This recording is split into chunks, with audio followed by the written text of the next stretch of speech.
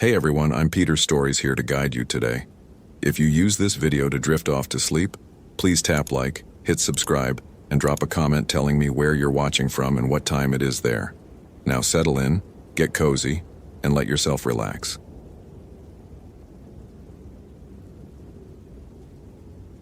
Location: Big Bend National Park, Texas. Date: May 28, 2019. The Chihuahuan Desert doesn't ease you into its brutality. It announces itself immediately, with heat that feels like a physical presence pressing down from a colorless sky. Marcus Rivera had been a ranger at Big Bend for exactly 23 days, and he still wasn't used to the way the sun felt out here. Not like warmth, but like punishment. Like the desert itself was testing whether you belonged, and hadn't yet decided if it would let you stay. He stood outside the Panther Junction Visitor Center at 6:15 a.m., before the building officially opened, and the thermometer already read 87 degrees Fahrenheit. By noon it would hit 105, maybe 110. Late May in the Chihuahuan Desert, the hottest part of Texas, where the land stretched brown and infinite toward mountains that looked close enough to touch but were actually 20 miles away. Distance was a liar out here. So was time. So was the idea that you were ever truly alone. Marcus had grown up in El Paso, had spent every summer of his childhood crossing into Juarez to stay with his grandmother Lupe. She'd lived in a small house on the outskirts of the city, close enough to the desert that you could walk to its edge in 10 minutes. She'd taught him Spanish, had fed him tamales and stories in equal measure, had warned him about the things that lived in the border regions, things that didn't respect lines on maps or the laws of men. El desierto tiene memoria, mijo, she told him once while they sat on her porch watching the sun set over the mountains. The desert has memory. It remembers everything that's ever happened on its land. Every death, every disappearance, every darkness. And some things, they never leave. They just wait. He thought she was being poetic. Old people were like that, turning simple observations into mystical warnings. But now, standing in the pre-dawn heat of Big Bend with 800,000 acres of emptiness stretched out around him, he wondered if she'd been trying to prepare him for something. Marcus sipped from his water bottle, already his third of the morning, and watched the sun creep over the Chisos Mountains to the east. The light came harsh and unfiltered, turning the desert floor from shadow blue to dusty gold in minutes. Beautiful in its way. The ocotillo plants stood like skeletal fingers against the brightening sky, and in the distance, a roadrunner darted between creosote bushes, the first sign of animal life he'd seen all morning. But Marcus had grown up in El Paso, had spent summers in Juarez visiting his grandmother, and he knew desert beauty was always dangerous. The prettier it looked, the more it wanted to kill you. His uniform shirt was already damp with sweat despite the early hour, clinging to his back and shoulders. The fabric was technical, designed to wick moisture and provide UV protection, but no amount of engineering could make 87 degrees at dawn feel comfortable. By the time his shift ended at 5 that afternoon, he'd have drunk 2 gallons of water, minimum. Maybe 3. Dehydration wasn't just uncomfortable out here. It was a death sentence that crept up on you faster than most people realized. His radio crackled, breaking the morning silence. Panther Junction, this is Rodriguez at Castellon. Morning check. Marcus unclipped the radio from his belt, pressed the transmission button. His supervisor, Elena Rodriguez, had been at Big Bend for 12 years and knew the park the way some people knew their own homes. Every trail, every water source, every place where the desert could kill you if you weren't careful. She was patient with Marcus's rookie mistakes, but he could tell she was still evaluating whether he'd last past his first summer. A lot of new rangers didn't. The isolation got to them, or the heat, or the sheer emptiness of a park that covered 163 acres with only a handful of staff to watch over it. Morning, Elena. All quiet here. Opening in 15 minutes. His voice sounded strange in the desert silence, too loud, intrusive. Good. Check the overnight permit log when you get a chance. I saw we had a group of 4 head out yesterday afternoon for the Dodson Trail. They were supposed to camp at Zone 3 and hike back this morning, but I want to make sure they filed their exit time. Marcus pulled out his phone, navigating to the digital permit system. Cell signal was spotty out here, but it loaded after a moment. Yeah, I see them. Party of 4.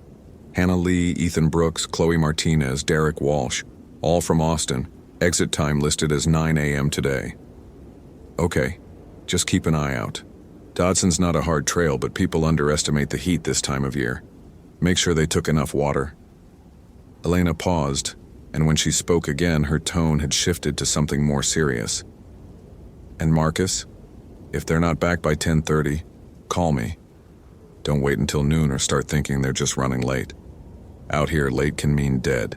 Understand? Marcus felt a chill, despite the climbing heat. In his training, they'd covered search and rescue protocols, heat-related emergencies, all the standard stuff. But hearing it from Elena, who'd actually dealt with lost hikers and heat exhaustion and bodies that had been in the desert too long, that made it real. Copy that. I'll call if they're not back by 10:30. Good. And one more thing. Did you check the lunar calendar? No. Why? New moon last night. No moon at all. Just something to keep in mind if anyone reports anything unusual. She paused. Not that they will, but the new moon, sometimes it brings out things that usually stay hidden. Before Marcus could ask what she meant by that, the radio went silent. He stared at it for a moment, then clipped it back to his belt. Elena wasn't the type to be superstitious, which made the comment about the new moon even stranger. He headed inside to start opening procedures. The visitor center was a low adobe-style building designed to blend with the desert landscape, all earth tones and small windows to keep out the brutal sun. Inside, the air conditioning hummed, a sound Marcus had come to associate with safety, with the thin bubble of civilization in the middle of 800,000 acres of nothing. The contrast from outside was shocking, like stepping from an oven into a refrigerator. His skin prickled with the sudden cold, and he stood in the doorway for a moment, letting his body adjust. The interior smelled like dust and old paper, with underlying notes of coffee and the chemical scent of disinfectant used to mop the floors. Marcus moved through his routine with practiced efficiency now, after 3 weeks of doing the same tasks every morning. Unlock the doors, turn on the lights, boot up the computer at the front desk, check that the display cases were intact, the brochures properly stocked, the emergency contact numbers posted clearly by the phone. He was filling the coffee maker when the front door opened. Too early for visitors. They weren't officially open yet. Marcus turned, expecting maybe one of the maintenance crew or another ranger stopping by before heading out on patrol. Instead, an older man stood in the doorway, backlit by the rising sun so Marcus couldn't see his face clearly at first. He was local, Marcus could tell immediately. Weathered brown skin, eyes that had seen decades of desert sun, work clothes that looked like they'd been earned honestly rather than bought for fashion, straw cowboy hat with sweat stains around the band, boots that were scuffed and dusty but well-maintained. The man approached the desk with the slow, deliberate walk of someone who knew better than to rush in this heat, and as he got closer, Marcus could see he was probably in his 60s or 70s. Hard to tell. The desert aged people differently than cities did. "Morning," the man said. His accent was thick Border Tejano, words shaped by a lifetime of switching between English and Spanish mid-sentence, the two languages flowing together as naturally as breathing. "You're the new ranger, right? Rivera?" Marcus felt a small surprise at being recognized. "Yes, sir. Marcus Rivera. How can I help you?" The man studied him for a long moment, his gaze sharp and assessing. "Your grandmother was Lupe Rivera? From Juarez?" Now Marcus was genuinely surprised. His grandmother had passed away 5 years ago, and he hadn't expected anyone out here to know her. "Yes? Did you know her?" "Knew of her. Good woman, smart woman. Knew the old ways, respected them." The man leaned against the desk, his posture casual but his eyes still watchful. "She teach you anything about the borderlands? About what lives out here besides snakes and coyotes and mountain lions?" Something in the man's tone made Marcus's instincts prickle with unease. This wasn't small talk. This was leading somewhere specific. "I'm sorry, I didn't catch your name." "Esteban Morales. I run cattle on the land adjacent to the park. Been here 40 years. My family's been in this area for 6 generations. He pulled off his hat, wiped sweat from his forehead with a bandana. And I'm asking because we lost 2 calves last week. Found them 3 days later, up in a mesquite tree. 40, 50 feet up. No predator I know puts a full-grown calf in a tree like that. Marcus opened his mouth to suggest mountain lions. They cached kills in trees sometimes. He'd learned that in training. But Esteban cut him off with a raised hand. Not lions. I know lions. Been dealing with them my whole life. They drag kills into trees, yeah, but not like this. These calves were arranged, laid out on branches like someone put them there deliberately. And the wounds... He trailed off, shaking his head. Not bite marks. Looked more like something grabbed them. Something with talons. Could be a large bird. Golden eagles, they can... Eagles don't hunt calves, and they sure as hell don't have a 6-7 foot wingspan. Esteban's expression had gone hard. You know what does? What the old people say haunts these borderlands? Marcus knew. His grandmother had told him the stories, whispered them to him on hot summer nights when the windows were open and the desert stretched dark beyond the porch light. But he'd thought they were just stories. Cautionary tales to keep children from wandering off, to teach respect for the wild places. La lechuza, Marcus said quietly. Esteban nodded. The owl witch. My grandfather used to tell stories about her. Said she'd been hunting the borderlands for longer than anyone could remember. Sometimes she appeared as a woman, sometimes as an owl, bigger than any bird should be. She could whistle, could call in human voices, could make you think you were hearing a friend or family member crying for help. And if you followed those calls... He made a gesture like something swooping down, claws extended. Mr. Morales, I appreciate you coming in, but those are just folk stories. They're not... You've got people out there. Esteban nodded toward the desert beyond the windows, toward the trails that wound into places where the Park Service map turned to blank space. Saw their car at the Dodson trailhead yesterday evening when I was checking fence lines. 4 young people in a Jeep, Arizona plates, packing up like they were going to camp overnight. They know it was a new moon last night? No light at all? They have flashlights, headlamps. They're experienced hikers according to their permit. Maybe so. Maybe they've hiked all over. Joshua Tree, Death Valley, places like that. Esteban put his hat back on, adjusted it carefully. But those places don't have La Lechuza. Those places don't have something that's been hunting for centuries, that knows these canyons better than any human ever will, that gets hungry when the moon goes dark. Marcus wanted to dismiss it, wanted to politely show this old rancher to the door and get back to his normal routine of answering questions about parking and trail conditions. But something in Esteban's expression stopped him. This wasn't the look of someone telling campfire stories or indulging in superstition. This was the look of someone who'd seen something he couldn't explain and was trying to warn someone else. What do you want me to do? Marcus asked finally. When they come back, if they come back, ask them what they heard in the dark. Ask them what they saw. Then decide if I'm just a crazy old man telling stories. Esteban headed for the door, then paused with his hand on the handle. And Marcus, your grandmother would have listened to me. She knew that the best way to survive the desert is to respect what you don't understand. You might want to remember that. He left, and Marcus stood alone in the air-conditioned visitor center, feeling the weight of something he couldn't quite name. The coffee maker beeped, signaling it was done brewing, and he poured himself a cup with hands that were slightly unsteady. La Lechuza, the Owl Witch. A legend he'd heard as a child and filed away with Santa Claus and the Tooth Fairy. Comforting fictions meant to teach lessons or scare kids into obedience. But Esteban Morales hadn't looked like someone talking about fiction. He'd looked like someone delivering a warning about something very, very real. 24 hours earlier, Hannah Lee had been driving her Jeep down Highway 118 toward Big Bend with 3 of her closest friends, all of them laughing. Music loud, windows down to let in the desert wind that smelled like creosote and dust and infinite space. Holy shit, look at that, Ethan had said from the passenger seat, pointing at the mountains rising ahead of them. The Chisos Range cut across the horizon like broken teeth, purple-gray in the afternoon haze, looking more like a painting than something real. "That's where we're going?" "Near there," Hannah confirmed. She'd done most of the planning for this trip, had researched trails and campsites and water sources for weeks. The Dodson Trail had looked perfect in all her research. Moderate difficulty, good views, primitive camping that would feel like real wilderness without being genuinely dangerous. "The trailhead is on the western side. We'll camp at a spot about 6 miles in near Fresno Canyon." She'd been planning trips like this since college.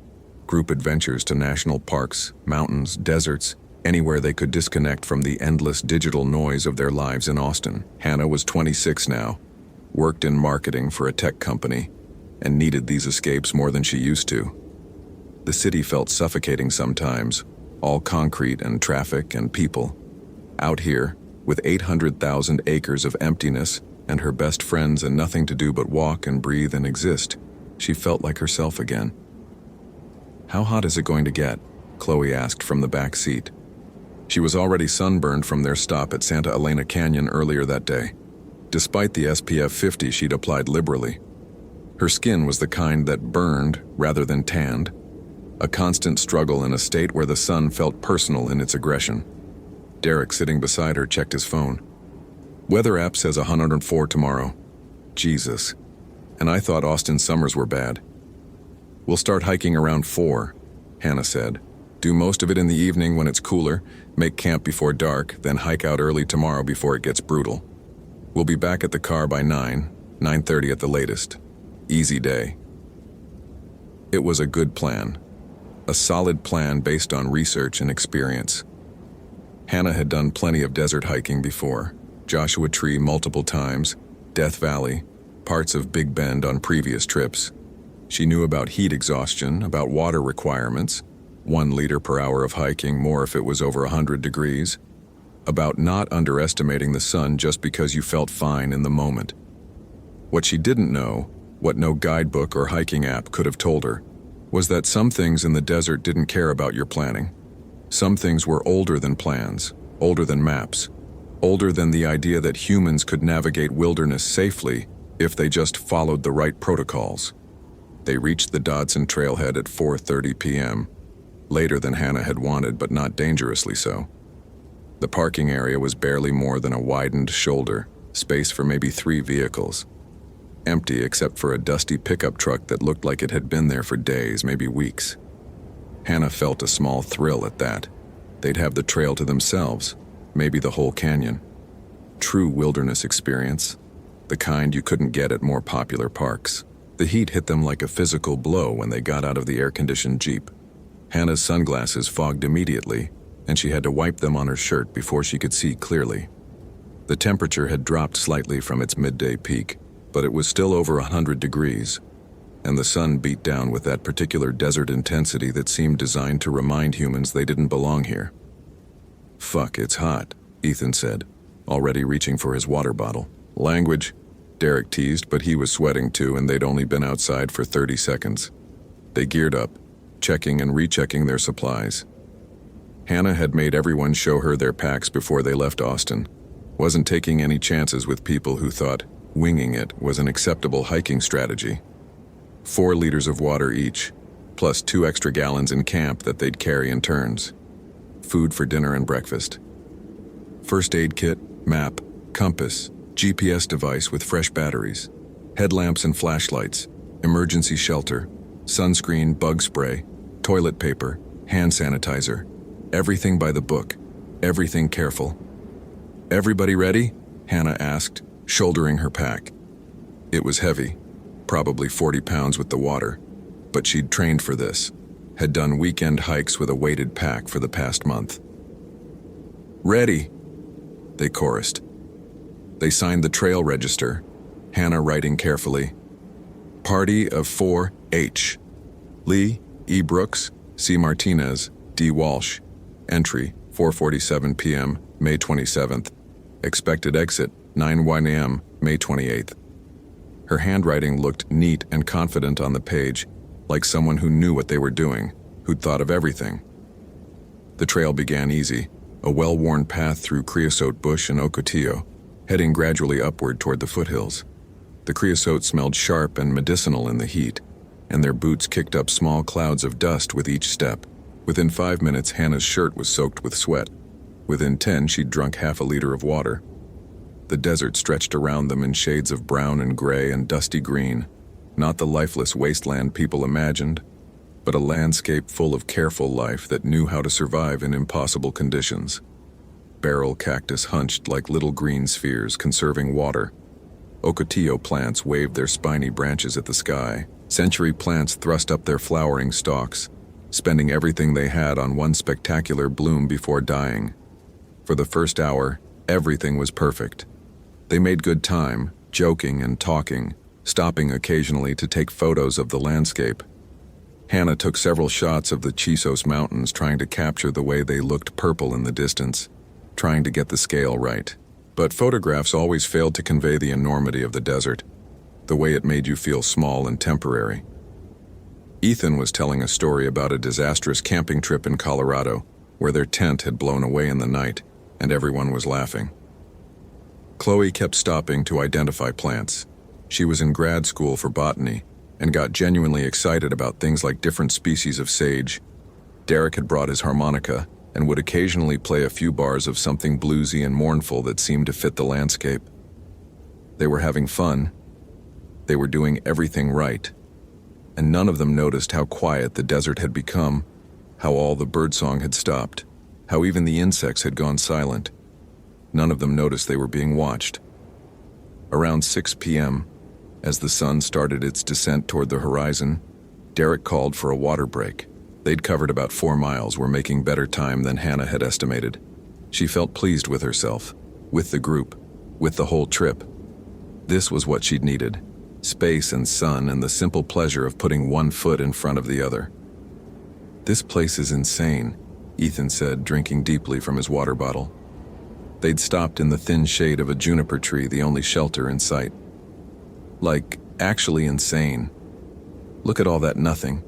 He gestured at the expanse of desert stretching in every direction, mountains rising in the distance, the sky vast and empty. "We could be the only people for 50 miles. "We probably are," Chloe said, also drinking. Her face was flushed red despite the sunscreen, and Hannah made a mental note to make sure she kept hydrating. "Didn't the ranger say Big Bend gets like 500,000 visitors a year? But it's 800,000 acres. That's less than one person per acre. Do the math. We're basically alone out here." "Math major," Derek teased, but he looked impressed. He wiped sweat from his forehead with his bandana, leaving a streak of dust across his skin.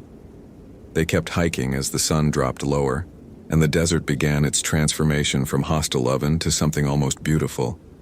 The temperature was finally bearable, even pleasant.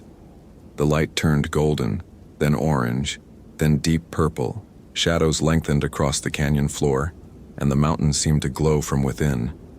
This was Hannah's favorite time in the desert, after the day's heat broke but before darkness fell completely. The golden hour, photographers called it, when everything looked touched by magic.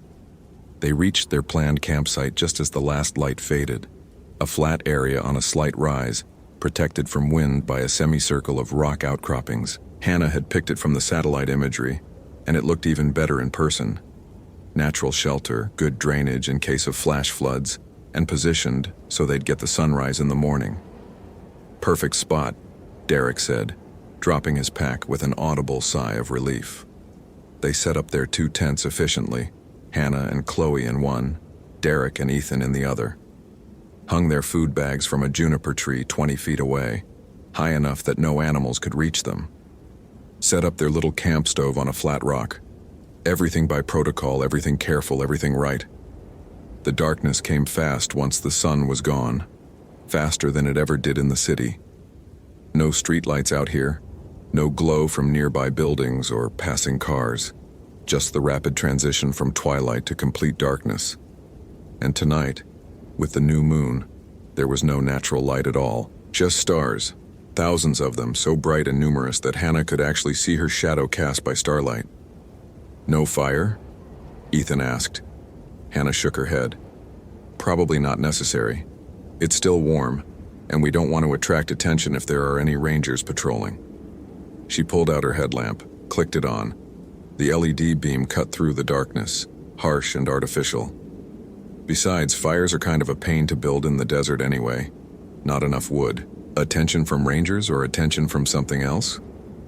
Derek said it like a joke, but his voice had an edge that suggested he was only half kidding. What do you mean? I don't know, man. This place just feels watchful. Is that weird to say? Derek was looking out into the darkness beyond their campsite, beyond the small circle of illumination cast by their headlamps. Hannah looked around, nothing but darkness and stars and the vague shapes of rocks and plants at the edge of visibility. It's just the isolation getting to you. You're not used to being this far from civilization. You're used to Austin, where you can see neighbors' lights and hear traffic and know you're surrounded by people. Maybe. But Derek kept glancing at the darkness, like he expected something to emerge from it, like he could feel eyes on them. They ate dinner, camp stove meals, nothing fancy, dehydrated pasta that they rehydrated with boiling water, energy bars, trail mix, the kind of efficient calories that tasted like cardboard but gave you what you needed. They ate sitting on their sleeping pads, passing around the pot because they'd only brought 2 sporks. The conversation was normal, comfortable, plans for tomorrow's hike, complaints about work, gossip about friends back in Austin. But Hannah noticed they all kept their voices lower than usual. Something about the silence out here made you want to whisper, like raising your voice would disturb something that should stay sleeping. Around 9 p.m., Chloe stood up to use the bathroom. Bathroom being a euphemism for finding a spot behind some rocks with the camp shovel, the same ritual that campers had performed for thousands of years. She grabbed her headlamp and toilet paper and walked toward the edge of camp, her light bobbing as she moved. She was gone maybe 3 minutes. When she came back, her face was pale even in the warm glow of the camp stove, her eyes wide and spooked. "Did you guys hear that?" Her voice was tight, controlled, like she was trying hard not to sound scared. "Hear what?" Hannah asked. "While I was out there, doing my business." Chloe sat down heavily, her hands shaking slightly. "I heard something, like an owl maybe, but really big, really deep, and it sounded close, like really fucking close, like it was right above me." "Lots of owls in the desert," Ethan said, but he looked uneasy. "Great horned owls, barn owls, elf owls, they're nocturnal hunters." "This didn't sound like those. I've heard owl calls before. This was..." Chloe trailed off, unable to articulate what she meant. "It was wrong, that's the only way I can describe it. The call was wrong." They sat in silence for a moment, listening. The desert night was full of small sounds, wind through the creosote, distant coyote yips and howls, the tick and creak of rocks cooling after the day's heat. But underneath it all, Hannah thought she heard something else. A rustling, like something large moving through brush, trying to be quiet but not quite succeeding. "Probably just a javelina," she said, trying to sound confident even though her own pulse had quickened. "Or a deer. Big Bend has mule deer." But she remembered reading during her research that the park had mountain lions. Not many, not like some parks, but they were there. And mountain lions hunted at night. And they were known to sometimes follow hikers, especially solo hikers, staying just out of sight, waiting for an opportunity. "Let's just go to bed," Derek suggested. He was already standing, stretching, clearly ready to be zipped safely inside a tent. "Early start tomorrow, remember? We want to be hiking by 6 at the latest. Get out before the real heat hits." They cleaned up the dinner gear, brushed their teeth with minimal water, and retreated to their tents. Hannah zipped the mesh door carefully, making sure no gaps where insects could get in. She could hear Derek and Ethan talking quietly in the other tent 20 feet away, their voices a comforting reminder that they weren't alone out here. Well, they weren't alone in their group, but as Hannah lay in her sleeping bag staring at the tent ceiling, she couldn't shake the feeling that there was something else out here with them, something watching, something waiting. Chloe fell asleep quickly, her breathing evening out into the steady rhythm of deep sleep. But Hannah stayed awake, listening to the desert. She heard the coyotes again, closer this time, their yips and howls echoing off the canyon walls. She heard the wind picking up, rattling the tent fabric. She heard Derek and Ethan's conversation fade into silence as they too fell asleep. And then, maybe an hour after they'd turned in, she heard something else. A whistle. It came from somewhere outside the camp, off in the darkness to the north. Not a bird call, not a coyote, not any natural sound she recognized. It was almost musical, like someone playing a few notes on a flute. 3 notes, descending. Then silence. Then the 3 notes again, slightly closer. Hannah held her breath, listening. Her heartbeat was loud in her ears. Beside her, Chloe stirred but didn't wake. The whistle came again, closer still. And this time, underneath it, Hannah heard something else. A voice, soft, barely audible, speaking in Spanish. Female voice, old, rasping. Ven aquí, niña. Come here. Come here, little girl. Hannah's blood went cold. There was no one else out here. They'd seen no other cars at the trailhead, had encountered no other hikers on the trail. The ranger at the visitor center had confirmed they were the only ones with a permit for this area. And that voice sounded wrong. Too old, too rasping, like vocal cords that hadn't been human for a very long time. She unzipped her sleeping bag as quietly as possible, her hands shaking, and reached for the headlamp. The voice came again, closer, and now it was mixed with that whistle, the 2 sounds woven together in a way that made Hannah's skin crawl. Hannah? Chloe's voice thick with sleep and confusion. What's wrong? Shh. Listen. Do you hear that? They both went perfectly still, listening. For a long moment, there was only the wind and the distant coyotes. Then the whistle came again, and this time it was right outside the tent, maybe 10 feet away, maybe less. Hannah turned on the headlamp, flooding the tent with harsh LED light.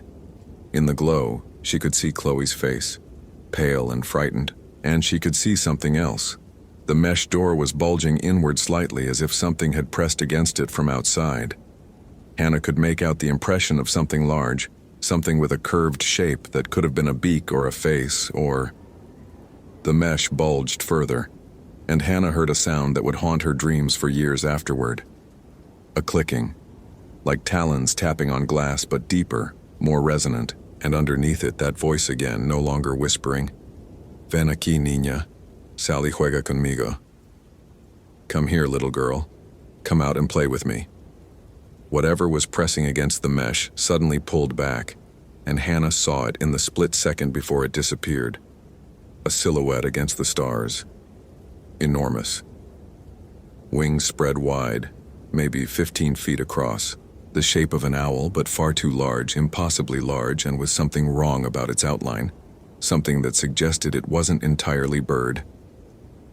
What the fuck? Chloe whispered, her voice high and tight.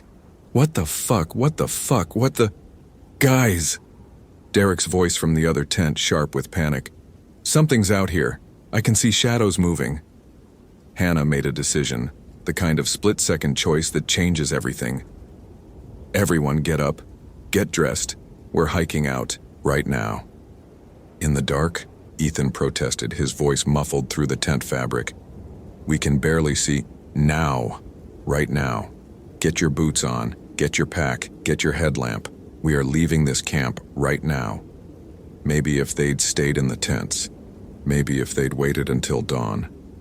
Maybe if Hannah had made a different choice in that moment. But she didn't. Because the thing outside was circling them, and some instinct older than reason told her that staying still meant death. They scrambled out of their tents, fumbling in the darkness, headlamps bobbing as they moved. Hannah's hands were shaking so badly she could barely tie her boots. Beside her, Chloe was breathing in short, panicked gasps. Derek and Ethan emerged from their tent, both pale even in the harsh light of the headlamps. What did you see? Derek asked. Something big, something flying. We need to... The whistle came again, and this time it was everywhere at once, surrounding them, above them, in the rocks, in the bushes, in the air itself. And with it came that voice, but now it wasn't speaking Spanish. Now it was speaking English, and it was using their names. Hannah, Derek, don't run. Stay and play. Go, Hannah screamed. They ran. Not organized, not careful, just raw panic flight into the darkness. Their headlamps cut narrow cones of light through the blackness, illuminating rocks and plants and nothing else. Behind them, Hannah could hear something moving, something large, something with wings. She didn't look back. Looking back felt like the last thing she'd ever do.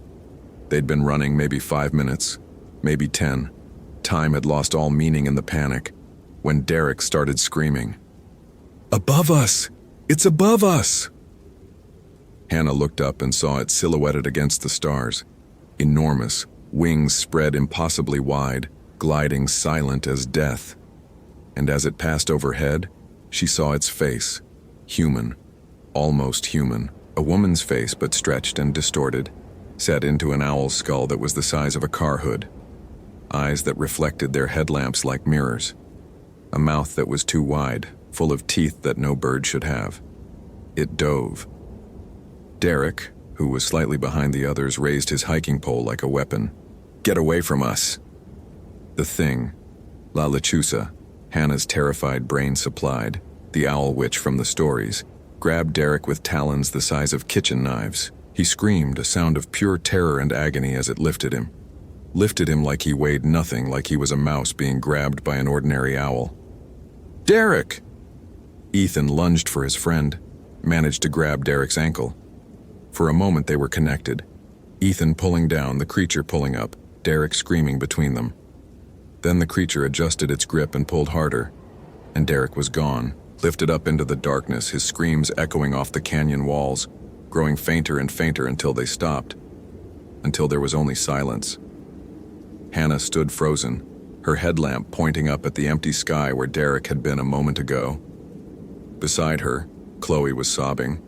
Ethan had collapsed to his knees, hands over his face. We need to find shelter, Hannah heard herself say, her voice strange and distant in her own ears. Something with rocks over it, something it can't get to us. They moved like zombies, no longer running, just stumbling through the darkness. Hannah's mind was blank with shock, unable to process what she'd just seen. Derek was gone. That thing had taken Derek. They found an overhang after what felt like hours but was probably minutes. A natural shelter formed by layered rock, just barely big enough for the three of them to huddle inside. They crawled in, pressing themselves against the back wall, and turned off their headlamps to save batteries. In the absolute darkness they waited. They heard it circling, heard the whisper of enormous wings, heard it land on the rocks above them, heard the click of talons on stone, heard it calling to them in voices that sounded like their families, their friends, voices begging them to come out. Hannah, honey, come out, it's Mom, I'm lost, please help me. But Hannah's mother was in Houston, safe in her suburban house, probably asleep in her bed. Chloe, it's your sister. I need you. Please. But Chloe didn't have a sister. Ethan, come out, man, it's Derek, I'm okay, I need help down here, come help me. But Derek was gone. Derek was never coming back. They huddled in that rock shelter for hours, until the sky began to lighten, until the sun finally dragged itself above the eastern mountains, until the desert heat returned and drove the thing back to wherever it roosted during the day. When full dawn came, they emerged and found Derek's hiking pole lying in the dirt, snapped in half. Found his bandana, the one he'd been wearing. Found drops of blood on the rocks. They found no body. They started hiking back toward the trailhead, moving as fast as their exhausted legs would carry them. They finished all their water before they were halfway there. By the time they collapsed in the thin shade of a boulder 2 miles from the parking lot, they were severely dehydrated, sunburned, and broken in ways that had nothing to do with their physical state. That's where Marcus and Elena found them. The sun was merciless as Marcus and Elena hiked the 3 survivors back to the trailhead. They moved slowly, carefully, making frequent water breaks. Hannah, Chloe, and Ethan were in bad shape.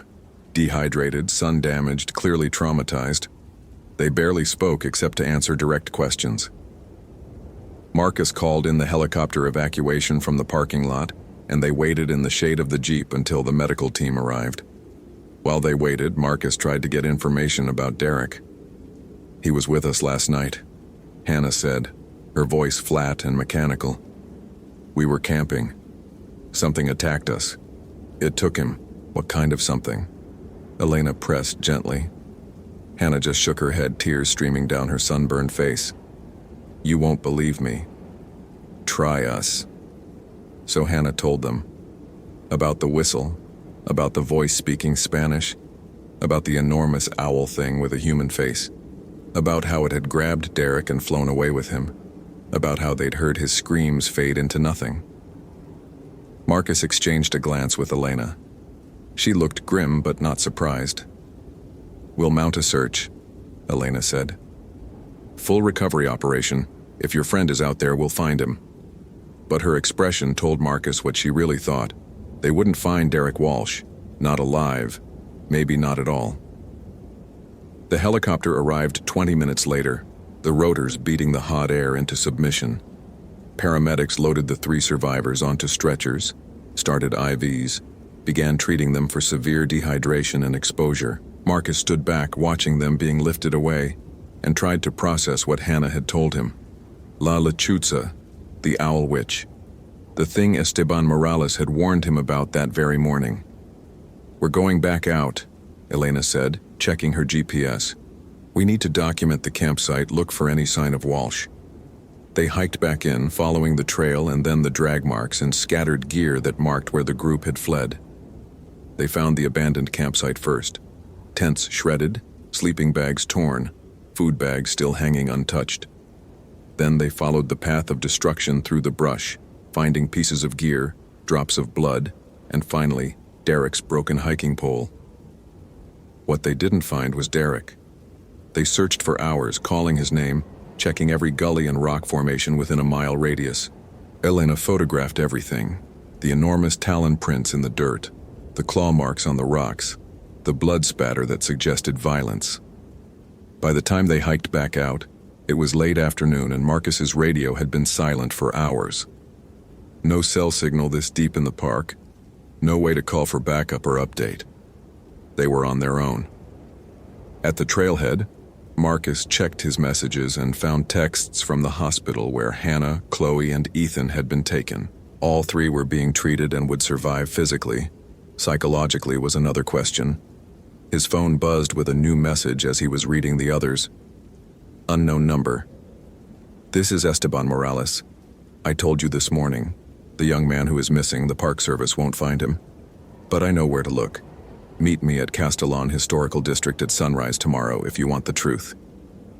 Marcus stared at the text for a long time before responding. "I'll be there. I could see." Sunrise came hot and harsh, the sun aggressive from the moment it cleared the mountains. Marcus had barely slept, had lain awake in his trailer listening to every sound, jumping at shadows. He drove to Castellon in the pre-dawn darkness, arrived just as the sky was turning from black to deep blue. Esteban was waiting in the parking lot, sitting in the cab of his old Ford pickup. Marcus parked and walked over, every step feeling significant, like he was crossing some threshold he couldn't come back from. "Get in," Esteban said. "We don't have much time before it gets too hot to be out here safely." Marcus climbed into the passenger seat. The truck's interior smelled like coffee and old leather and something else, sage maybe, or copal incense. "Where are we going?"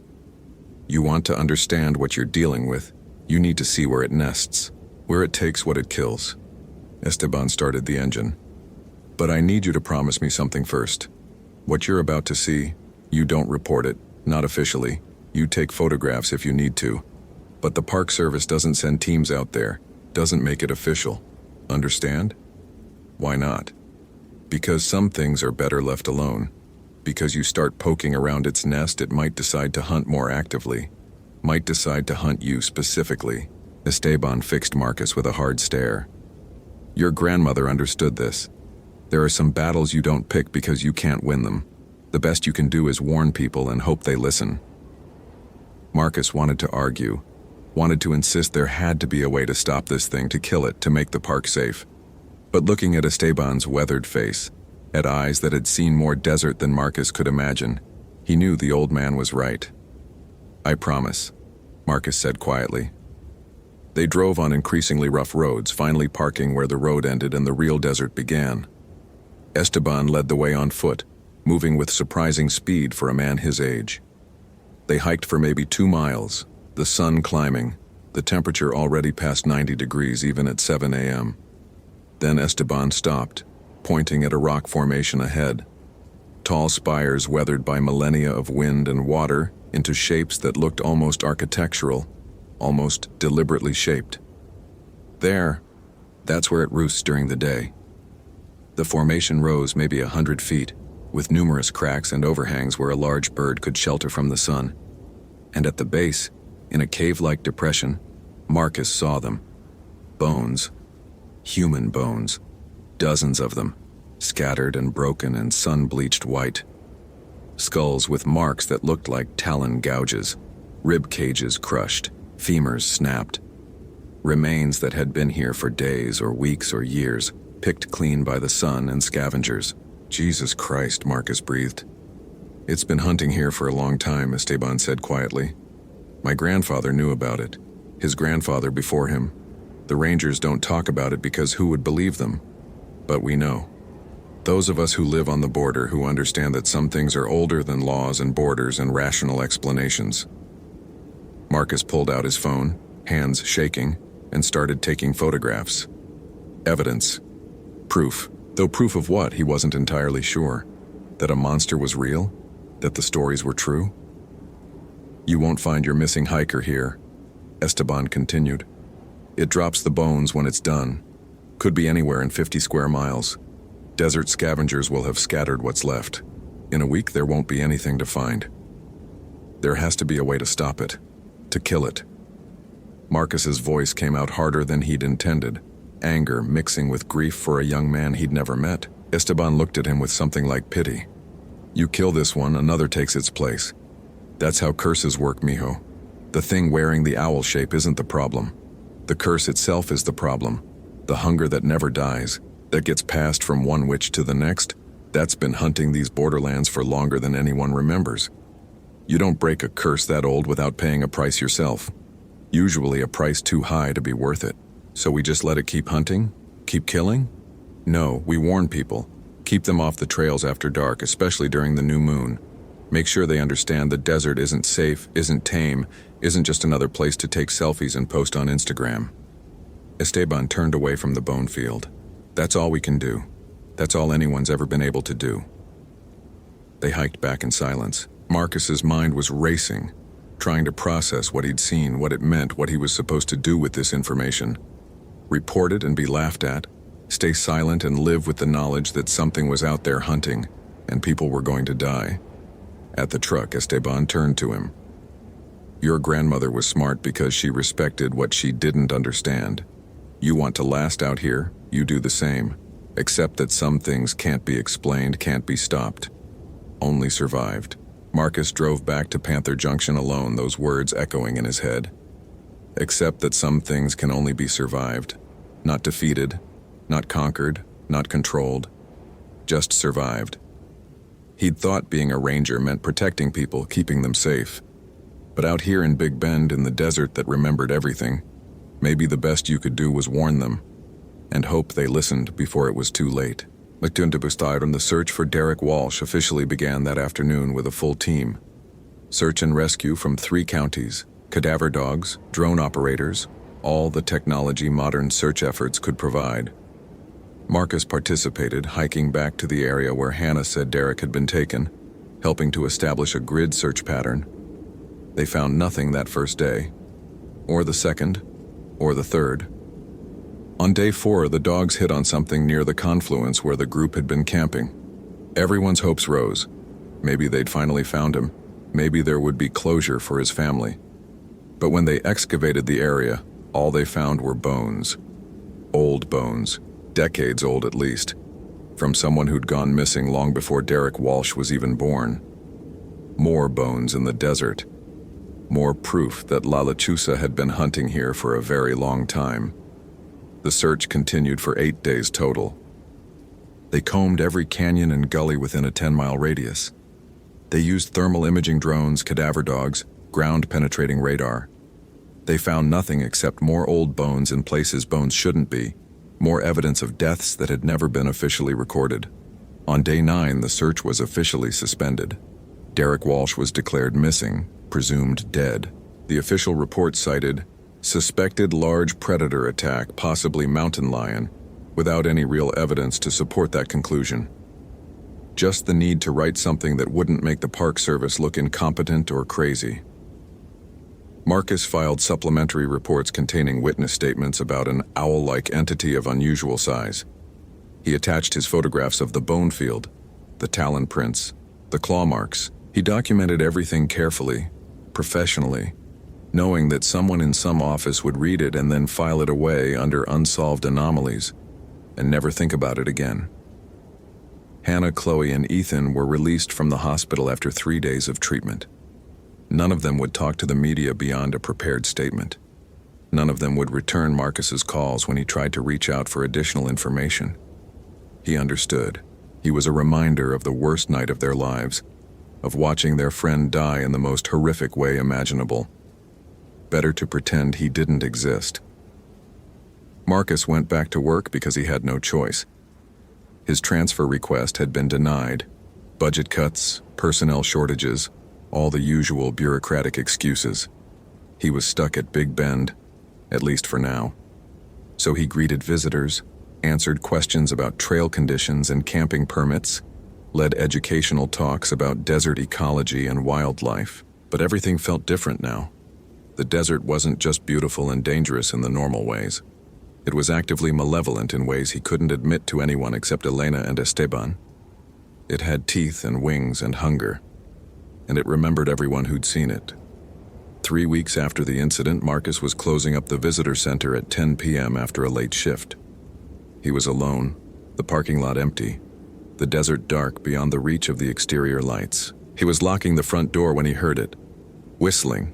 3 descending notes, musical and wrong, coming from the darkness beyond the parking lot. Marcus froze, his hand on the door handle, every instinct screaming at him to get inside. Lock the door, turn on every light, call Elena, call someone, do anything except stand here exposed and vulnerable.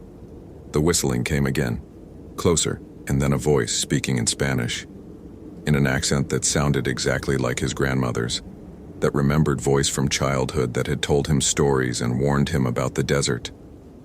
Marcus, mijo, ven aquí. Tu abuela te llama. Marcus, my son, come here, your grandmother calls you. His grandmother had been dead for 5 years. Marcus lunged inside, slammed the door, locked it with shaking hands. He turned on every light in the building, every single switch, flooding the visitor center with harsh fluorescent brightness that pushed back the dark. He called Elena on his cell, his voice probably too high, too panicked, but he didn't care. Elena, it's here, at the station. I can hear it. I'm coming. 20 minutes. Stay inside, stay in the light, don't look out the windows. Marcus hung up and stood in the middle of the visitor center, surrounded by educational displays about geology and wildlife, and tried not to think about what was outside. Tried not to hear the whistling that continued for another 10 minutes, circling the building. Tried not to hear his grandmother's voice calling his name. Elena arrived with Esteban 30 minutes later. She'd called him on the way, and they'd met up before driving to Panther Junction. The 3 of them stayed in the visitor center until sunrise, taking turns keeping watch, jumping at every sound. The whistling eventually stopped, but none of them slept. It knows you now, Esteban said quietly, around 3 a.m., sitting in a chair by the window, looking out at the darkness. Knows your name, knows your voice, probably knows where you live. That's how it works. Once it marks you, you're never really safe again. My grandfather told me about a ranger back in the 60s after Big Bend became a national park. He saw it too, heard it calling him, refused to transfer, thought he could tough it out, thought he was smarter than some old legend. What happened to him? Marcus asked, though he wasn't sure he wanted to know. They found his truck on the Ross Maxwell Scenic Drive, door open, keys in the ignition, radio still on. Never found him. Just the truck and some blood on the seat. Esteban turned to look at Marcus. He'd been here 3 years, knew the park like his own backyard. Didn't matter. The lechuza is patient. It waited until he got careless, until he thought maybe he was safe after all. Then it took him. So what do I do? Marcus's voice came out smaller than he'd intended, like a child asking an adult for protection from monsters under the bed. You don't go out alone at night. Period. Not to your car, not to check on something, not for any reason. You don't answer voices in the dark, no matter how familiar they sound, no matter who they claim to be. And you don't try to hunt it, because you'll lose. Every single time. Esteban paused. And you apply for that transfer again. Keep applying. Eventually they'll approve it, and you get out of Big Bend before you become another missing person report. Marcus wanted to argue, wanted to insist there had to be some way to fight back, to protect people, to do the job he'd signed up for, but he'd seen those bones. He'd heard his grandmother's voice coming from something that wasn't his grandmother. He knew he was outmatched. I'll keep applying, he said finally. The sun came up hot and harsh, as it always did, and the three of them emerged from the visitor center into a morning that looked perfectly normal. Blue sky, rising heat, desert stretching to the horizon. No sign of anything wrong. No evidence that something had been hunting in the darkness just hours before, but Marcus knew better now. He knew that the desert had layers, had depths that most people never saw, and he knew that some of those depths had teeth. 4 months later, in late September when the heat finally broke and tourists started returning to Big Bend in larger numbers, a hiker reported finding bones in a canyon 15 miles from the Dodson Trail. Marcus was part of the recovery team. He hiked out there with Elena and 2 other rangers following the hikers' GPS coordinates. What they found was scattered across maybe 50 yards. Bones, weathered clothing, a wallet with Derek Walsh's ID still inside. The forensics report would later note massive trauma consistent with a large avian predator, and conclude that no known North American bird species could cause that level of damage.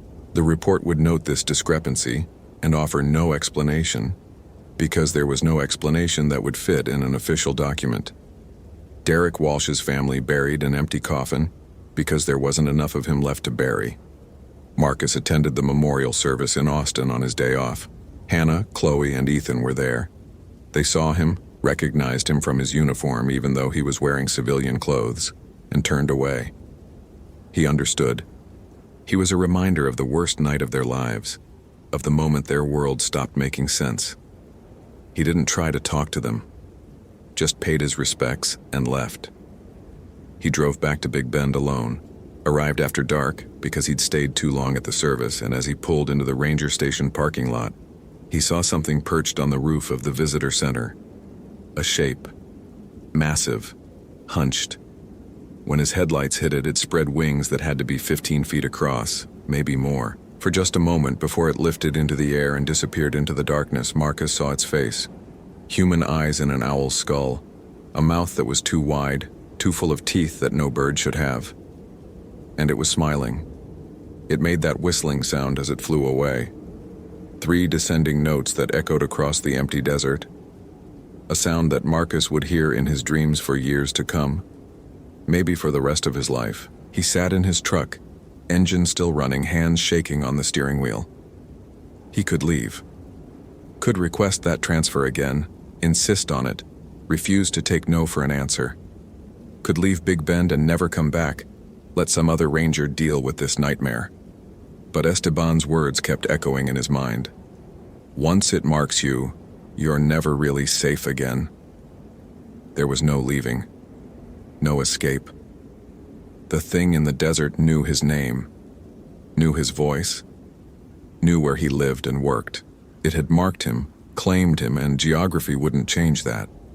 He could run to Alaska or Florida or Maine, and it would still remember him, would still call his name in the darkness. All he could do was survive.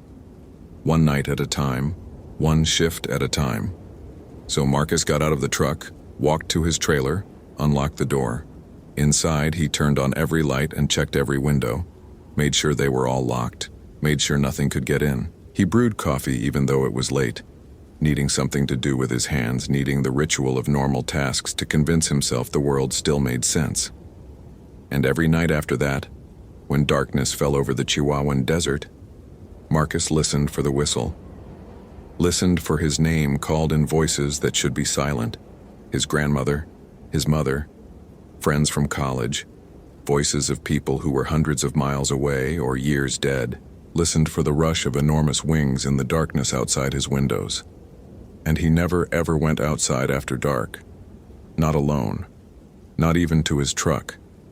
Not even for the 30 seconds it would take to get from his trailer to the visitor center. Because 30 seconds was all it would need. Marcus still works at Big Bend. His transfer requests keep getting denied. Always a reason, always a justification, always the same result. He's been there for 8 months now, and he's learned to live with the fear. The way soldiers learn to live with the sound of distant gunfire. It becomes background noise, a constant low hum of awareness that never quite goes away. He warns visitors, tells them to be off the trails before dark, to camp only in designated areas with other people, to never hike alone. Most of them smile and nod and ignore him, thinking he's just another overly cautious ranger. But some, the ones who listen carefully, who hear something in his voice that speaks of real experience, real fear, those ones follow his advice. Those are the ones who make it back. Late at night, when he can't sleep, Marcus sometimes drives to the edge of the park and looks out at the desert.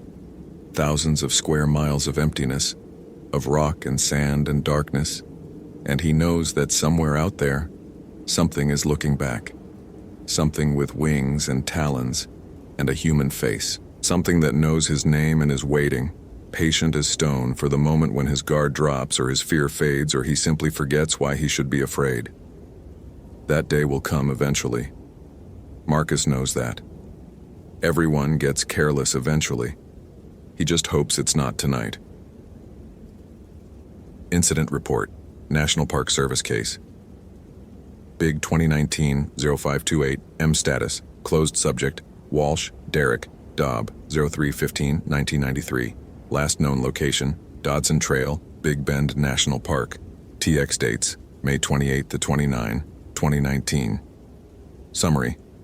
Subject was part of 4-person hiking party that encountered large predator during overnight camping expedition. 3 members of party survived and were evacuated with severe dehydration, sun exposure, and psychological trauma. Subject's remains were recovered September 12, 2019, approximately 15 miles from group's last known campsite. Forensic analysis indicates death by massive trauma, consistent with large avian predator. Species cannot be definitively determined from available evidence. Case classified as accidental death due to animal attack. Witness statements. Surviving party members described predator as extremely large owl-like entity. Details deemed unreliable due to extreme stress, darkness, and distance. No physical evidence supports described size estimates. More probable explanation: large golden eagle or other known raptor species. Appearance exaggerated by trauma response. Physical evidence: large talon marks found at campsite and along presumed attack route. Claw marks on rock surfaces consistent with large bird. Subject's hiking equipment recovered in scattered locations. Partial remains showing trauma patterns consistent with raptor predation. Historical bone deposits found in area dating back multiple decades. Recommendations: enhanced warning signage at Dodson Trail and other remote backcountry areas regarding nighttime predator activity. Mandatory: check-in protocols for overnight hikers during high-risk periods. New moon, isolated areas. Increased ranger patrol frequency in affected zones. Updated visitor education materials regarding wildlife safety. Supplementary notes. Lead Ranger M. Rivera filed additional documentation containing expanded witness statements and photographic evidence of anomalous predator signs. Material reviewed and filed for reference but deemed non-material to official finding. Local rancher reports of livestock losses in adjacent areas corroborate presence of large unidentified predator. Park Service does not have resources or jurisdiction to mount active predator control operation at this time. Enhanced visitor education and area restrictions deem sufficient response. Multiple historical disappearances in same general area noted dating back to 1987. Pattern suggests long-term predator presence, possibly generational, eagle-hawk nesting site. Recommend long-term monitoring. Case closed pending new evidence, file sealed.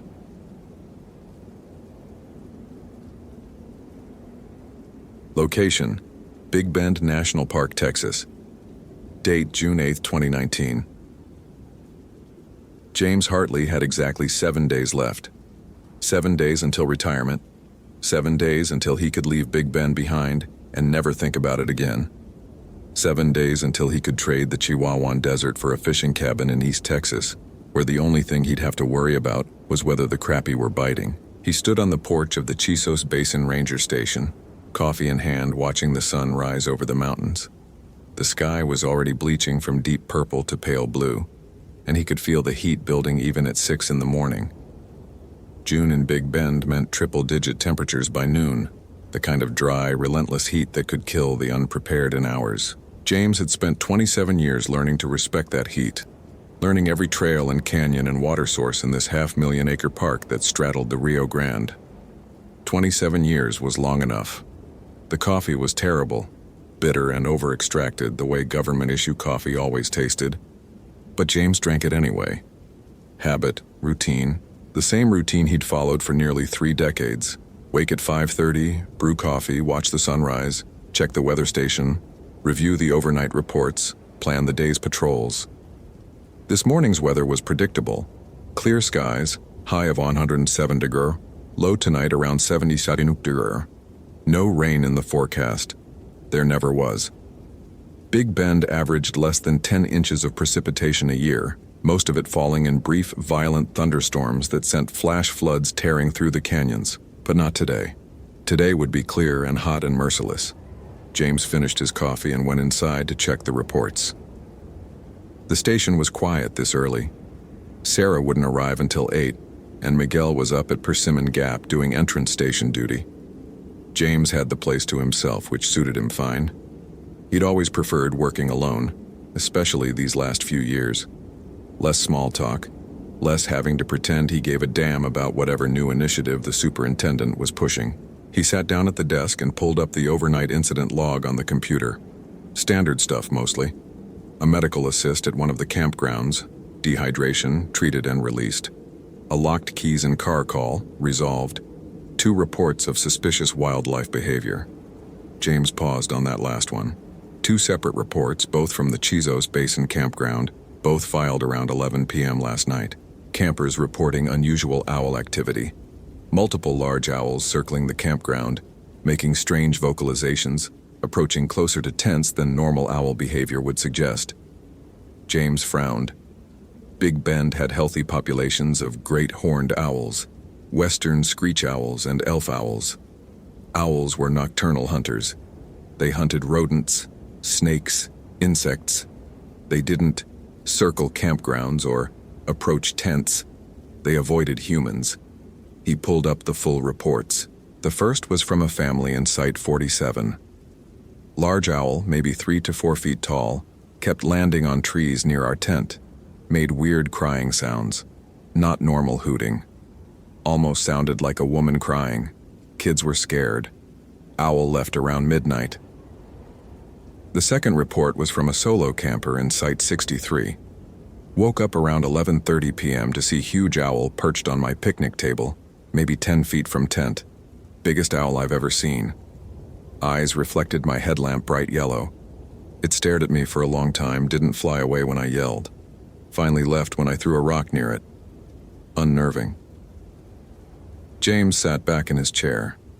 In 27 years, he'd dealt with just about every kind of wildlife situation imaginable. Black bears getting into coolers, mountain lions stalking joggers, javelinas charging photographers who got too close. He'd even dealt with a rabid fox once back in '98. But owls behaving aggressively toward humans? That was new. Probably nothing. Maybe a nesting site nearby and the parent owls were being territorial. Or maybe, more likely, tourists who didn't know the difference between an owl and a nighthawk, who jumped at every shadow and sound in the desert dark. City people weren't comfortable with real wilderness. They came out here expecting Disneyland with cacti and got upset when nature refused to behave. Still, 2 reports in one night. Same behavior, same campground. James made a note to patrol the Chisos Basin this morning. Check for nests. Maybe post some informational signs about owl behavior. Cover his bases. Last thing he needed in his final week was some lawsuit because an owl scared someone's kid and he'd failed to investigate. He printed out the reports, grabbed his gear, and headed for his truck. The drive up to Chisos Basin took 20 minutes, climbing from the desert floor into the mountains through a series of steep switchbacks. James had driven this road 10,000 times, knew every curve and pothole, could probably do it blindfolded. The landscape changed as he climbed, Ocotillo and Lechuguilla giving way to piñon pine and juniper, the temperature dropping a few merciful degrees. The Chisos Basin was a natural bowl in the mountains, surrounded by peaks that rose over 7,000 feet. It was the most popular area of the park, campground, lodge, trailhead access to high country hikes. During peak season it was packed, but this was June, the brutal dead of summer, and only the hardcore desert rats and international tourists were crazy enough to visit now. James parked at the campground entrance and started walking the loops. The sites were maybe a third full, a handful of tents, a few RVs, one vintage Airstream that probably cost more than James's annual salary. Most campers were still asleep, smart enough to wait for the worst of the heat to pass before starting their day. Site 47 was occupied by the family from the report, a couple in their 30s with 2 young kids, Colorado plates on their Subaru. The father was up, making coffee on a camp stove. He looked tired. "Morning," James called out, keeping his voice low. "Ranger Hartley, got your report about the owl activity last night. Mind if I ask you a few questions?" The man looked relieved to see him. "Yeah, absolutely. That was really weird. I've been camping my whole life, never seen an owl act like that. Tell me what you saw." "We were getting ready for bed, maybe 10:45 or so. I heard the sound, kind of like crying, but not quite. My wife thought it was a coyote at first. Then we saw it land in that tree." He pointed to a piñon pine about 30 feet from the tent. Huge owl. I mean, really big. At least 3 feet tall, maybe more. It just sat there, staring at our tent, making that crying sound. "Did it have ear tufts? Like horns on its head?" "Yeah, I think so. Hard to tell in the dark." Great horned owl then. They were large, up to 2 feet tall, occasionally larger, but 3 feet was pushing it. People always overestimated size in the dark, though. Fear made everything bigger. "How long did it stay?" "Over an hour, just sitting there, watching. I tried to scare it off a few times, but it wouldn't budge. My daughter was crying, said it was looking at her. And the sound it made," the man shook his head. "It really did sound like a woman crying, not hooting, crying." James made notes on his clipboard. "Did it make any aggressive moves? Try to attack or approach closer?" "No, nothing like that. It just watched. Finally, around midnight, it flew off. But then..." The man hesitated. "This is going to sound crazy. Try me. I swear I heard it land on the roof of our tent, like I could feel the weight of it. My wife heard it too. We were both lying there, frozen, listening to this thing walking around on top of the tent. But when I looked outside, nothing was there. No owl, no footprints in the dust. Nothing." James kept his expression neutral. "Sometimes wind can create unusual sounds against tent fabric, or maybe a branch fell. There was no wind last night, and I know what I heard." The man crossed his arms. "Look, I'm not some paranoid city slicker. I know the difference between an animal and my imagination. Something was on our tent, and whatever it wasn't natural. Okay?" James closed his notebook. "I'm going to check the area, look for nests or signs of unusual owl activity. In the meantime, Keep your food properly stored, don't leave trash out, and if you see the owl again, don't approach it. Get video if you can from a safe distance. We're leaving today anyway. My wife wants to go to Carlsbad Caverns instead. She says this place has a bad feeling.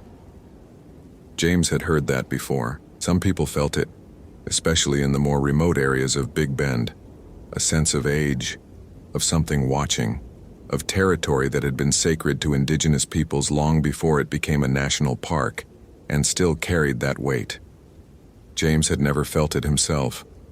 To him, Big Bend was just geology and biology, heat and stone. Beautiful, sure. Harsh, absolutely. But not supernatural. Never supernatural. He checked Site 63 next. The solo camper, a man in his 50s with a Canadian accent and expensive photography gear, told a similar story. Large owl, prolonged staring, unusual vocalizations, eventually flew away. No physical aggression, just deeply unnerving behavior. I've photographed wildlife all over the world, the Canadian said. I know predator behavior. That owl wasn't hunting. It was assessing, like it was deciding whether I was worth the trouble. Worth the trouble for what? The man gave him a long look. You tell me, Ranger. James spent 2 hours searching the area around the campground. He found old owl pellets beneath several trees. Normal, showed owls were hunting rodents. He found what might have been roosting sites, but he found no active nests, no signs of territorial behavior, nothing that would explain why owls would be harassing campers. The heat was building now, the sun a white hammer on the back of his neck. James retreated to his truck and cranked the AC. He sat there for a few minutes thinking. 27 years in wilderness management had taught James that almost everything had a rational explanation.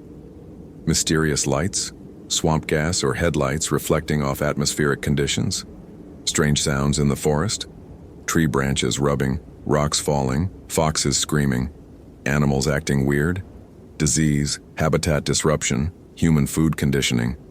There was always an explanation, always. But something about this bothered him. 2 experienced campers, both describing the same unusual behavior, both mentioning the crying sound, both using the word unnatural. James pulled out his phone and did something he rarely did. He Googled it. Owl crying sound Texas folklore. The results that came back made him pause. Lechuza, La Lechuza, the owl witch. James clicked through several articles on Texas Mexican folklore. The story was consistent across sources. A lechuza was a bruja, a witch, who could transform into a giant owl with the face of a woman. It hunted at night, crying like a woman in distress to lure victims. In some versions, it was a witch seeking revenge. In others, it was the ghost of a woman who died tragically. The stories went back centuries, brought north from Mexico, woven into the folklore of South Texas and the borderlands. If you heard La Lechuza crying, it meant death was coming. If it landed on your roof, someone in your family would die within a week. If you saw its face, the face of a woman on the body of an enormous owl, you were already marked for death. James closed the browser, feeling vaguely embarrassed. Folklore, superstition, stories people told to explain natural phenomena they didn't understand or to scare children into behaving. He'd grown up in West Texas, heard all the local legends, Chupacabra, La Llorona, ghost lights in Marfa. None of it was real. All of it had rational explanations if you bothered to look. But he couldn't shake the memory of the Canadian's words. That owl wasn't hunting, it was assessing. James radioed dispatch. Unit 6 to base. Go ahead, Unit 6. Sarah's voice, bright and efficient. She'd started her shift. I'm at Chizos Base and followed up on the owl reports from last night. Both campers described similar behavior. Large owl, prolonged observation, unusual vocalizations. No signs of nests or obvious territorial cause. Requesting we add a note to the campground host briefing about possible owl activity, advise campers to secure food, and avoid leaving pets unattended. Copy that. Anything else? James hesitated.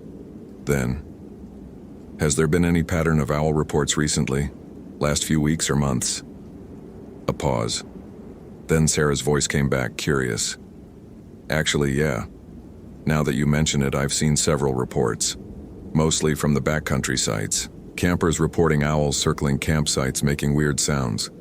I figured it was just tourist overreaction. You know how they get. How many reports? Maybe 6 or 7 in the last month? All different locations. Chizos Basin, Pine Canyon, Ernst Tinaja, Paint Gap. All nocturnal. All describing large owls acting unusual. 7 reports. All in the last month. All describing the same behavior. Send me the details on those reports, James said. I want to review them. Sure thing. Everything okay? Yeah. Just being thorough. Unit 6 clear. James sat in his truck, AC blasting, staring out at the mountains. 7 days until retirement. 7 days until he could walk away from this place and never think about it again. He should leave it alone. File the report, post the warnings, let someone else figure it out. It wasn't his problem anymore, but 27 years of being a good ranger, of doing the job right, of caring about the people who visited this park, that didn't just turn off because he had a retirement date circled on a calendar. James put the truck in gear and headed back down the mountain. Tyler Morrison was having the best week of his life. He'd graduated from UT Austin 3 weeks ago with a degree in environmental science. His college girlfriend had just agreed to move to Colorado with him in August. He had a job lined up with the Forest Service starting in September. And right now, at this exact moment, he was hiking into one of the most remote and beautiful places in Texas, with 3 days of backcountry solitude ahead of him. Life was good. The trail to Pine Canyon was only 4 miles, but it climbed steadily through a rugged landscape of volcanic rock and desert scrub. Tyler was in good shape. He ran marathons, spent weekends climbing at Reimer's Ranch. But the heat was brutal even at 9 in the morning. He'd already gone through half of one water bottle, and he could feel sweat soaking through his shirt. He didn't care. This was why he'd gone into environmental science in the first place. To spend time in places like this. Wild places. Real places. Not stuck in some office writing reports nobody would read. The permit system for Pine Canyon only allowed 2 parties per night, and according to the ranger at the permit desk, Tyler was the only one booked for the next 3 nights. Total solitude. No crowds, no cell service, no distractions. Just him and the desert and the stars. Perfect. Tyler reached the canyon entrance around 11. The trail narrowed here, winding between high walls of volcanic tuff carved by millions of years of erosion. The temperature dropped slightly in the shade, a blessed relief. The canyon was beautiful. Layers of pink and orange stone, vegetation clinging to impossible angles, a seasonal creek bed that was bone dry this time of year. He found the campsite another mile in, a flat area beneath a cluster of cottonwood trees, with a stone fire ring and a bear box for food storage. The box was technically for bears, but the real threat here was javelinas and ringtails getting into supplies. Tyler had read all the literature, done his research. He knew how to camp in Big Bend. He set up his tent, stored his food properly, filtered water from the spring 100 yards upstream. By noon, the temperature was pushing 105 degrees Fahrenheit, so Tyler retreated to the shade and dozed, reading a paperback thriller until the worst of the heat passed. The afternoon was quiet. He saw a few lizards, heard the distant call of a canyon wren. Around 6 p.m. he made dinner, dehydrated pasta that tasted better than it had any right to after a day of hiking, and watched the light change on the canyon walls. This was what he'd been missing, what he'd been craving. Cities were fine, people were fine, but this silence, this vastness, this sense of being a tiny part of something much larger, this was what filled the hollow places inside him. As the sun set, Tyler started a small fire in the ring and sat watching the stars emerge. The sky in Big Bend was incredible, so far from any light pollution that the Milky Way looked like a river of light overhead. He stayed up late, drinking instant coffee, making notes in his journal about things he wanted to remember. Around 11 p.m., he heard the first cry. It was distant somewhere up canyon, a long, mournful sound that rose and fell. Tyler's first thought was a coyote. They made all kinds of weird vocalizations, but this didn't sound like any coyote he'd heard. It sounded almost human, almost like someone crying. He listened, trying to place it. Another cry, closer this time. Definitely not a coyote. Maybe a mountain lion? He'd read they could make sounds that resembled human screams. Tyler added wood to the fire, making it brighter. Predators avoided fire. That was Wilderness 101. The crying sound came again. Much closer now. Maybe 100 yards away, up the canyon wall. Tyler grabbed his headlamp and aimed it toward the sound. The beam cut through the darkness, illuminating rock and brush. Nothing moved. The crying stopped. He waited, listening. 5 minutes passed. 10. Nothing. Probably just his imagination working overtime. Or an owl. Great horned owls made all kinds of weird sounds. This was their territory. He was the intruder.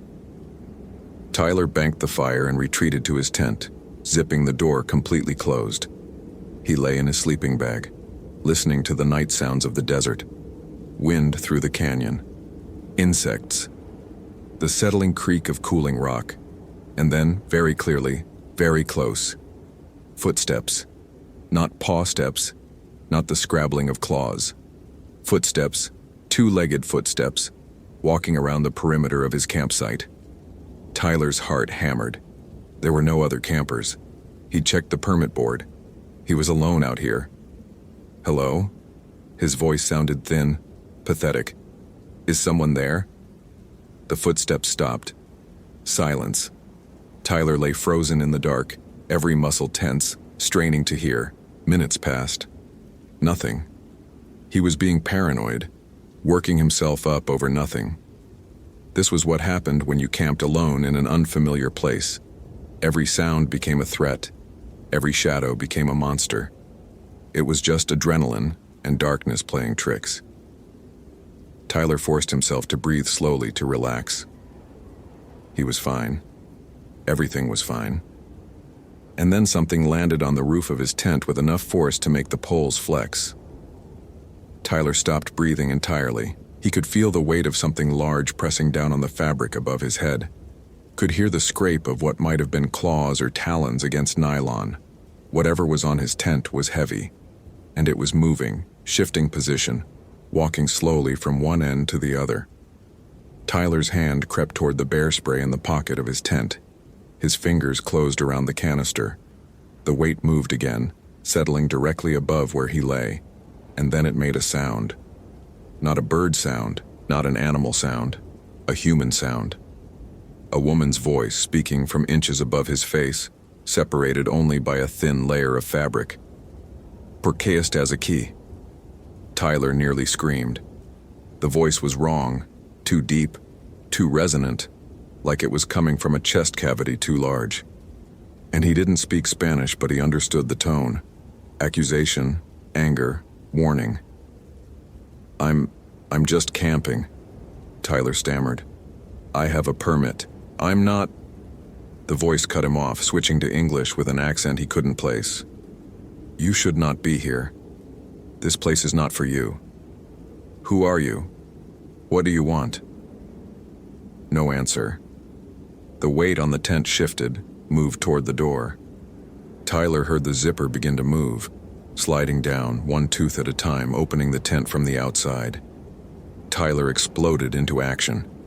He lunged for the door, grabbed the zipper from inside, held it closed with all his strength. On the other side, something pulled harder. The fabric strained. The zipper teeth began to separate. "Get away from me!" Tyler shouted. He grabbed his headlamp, clicked it to full brightness, aimed it at the door. The pulling stopped immediately. Tyler stayed frozen, breathing hard, holding the zipper closed. Seconds stretched into minutes. Whatever had been there was gone. He could feel the absence of its weight, hear the silence where its presence had been. Slowly, carefully, Tyler aimed his headlamp around the tent, checking every corner. No shadows, no movement, no impossible things trying to get inside. He didn't sleep the rest of the night. He sat with his back against the tent wall, headlamp on, bear spray in hand. listening to every sound the desert made, waiting for the thing to come back. But it didn't. As the eastern sky began to lighten toward dawn, the night sounds faded. Birds began to sing. The temperature started to climb. Normal sounds, normal light, normal world. Tyler emerged from the tent as soon as there was enough light to see. His campsite looked exactly as he'd left it. No footprints in the dust, no claw marks on the tent fabric, no evidence that anything unusual had happened. But Tyler knew what he'd experienced, knew what he'd heard. He broke camp in 20 minutes, shoved everything into his pack, didn't bother with breakfast. He needed to get out of this canyon. Needed to get back to the ranger station. Needed to report what had happened. As he hiked out, moving fast, Tyler kept looking over his shoulder. The canyon walls seemed taller now, more oppressive. The shadows seemed deeper. And once, glancing up at the canyon rim, he thought he saw a shape perched on the edge, large and dark and watching. But when he looked again, it was gone. James was doing paperwork, the last thing he wanted to do in his final week, when the radio crackled to life. Base to Unit 6, we have a walk-in at the visitor center. Solo backpacker from Pine Canyon says he needs to report an incident. He's pretty shaken up. James sighed. Copy. I'll head over. He found Tyler Morrison sitting on a bench outside the visitor center looking exhausted and pale despite his obvious fitness. The kid, because that's what he was, couldn't be more than 22 or 23, clutched a water bottle like a lifeline. Mr. Morrison? I'm Ranger Hartley. I understand you had an incident at Pine Canyon. Tyler looked up at him with eyes that had seen something they didn't want to talk about. James recognized that look. He'd seen it before, on people who'd had close calls with mountain lions or gotten lost in the backcountry for days.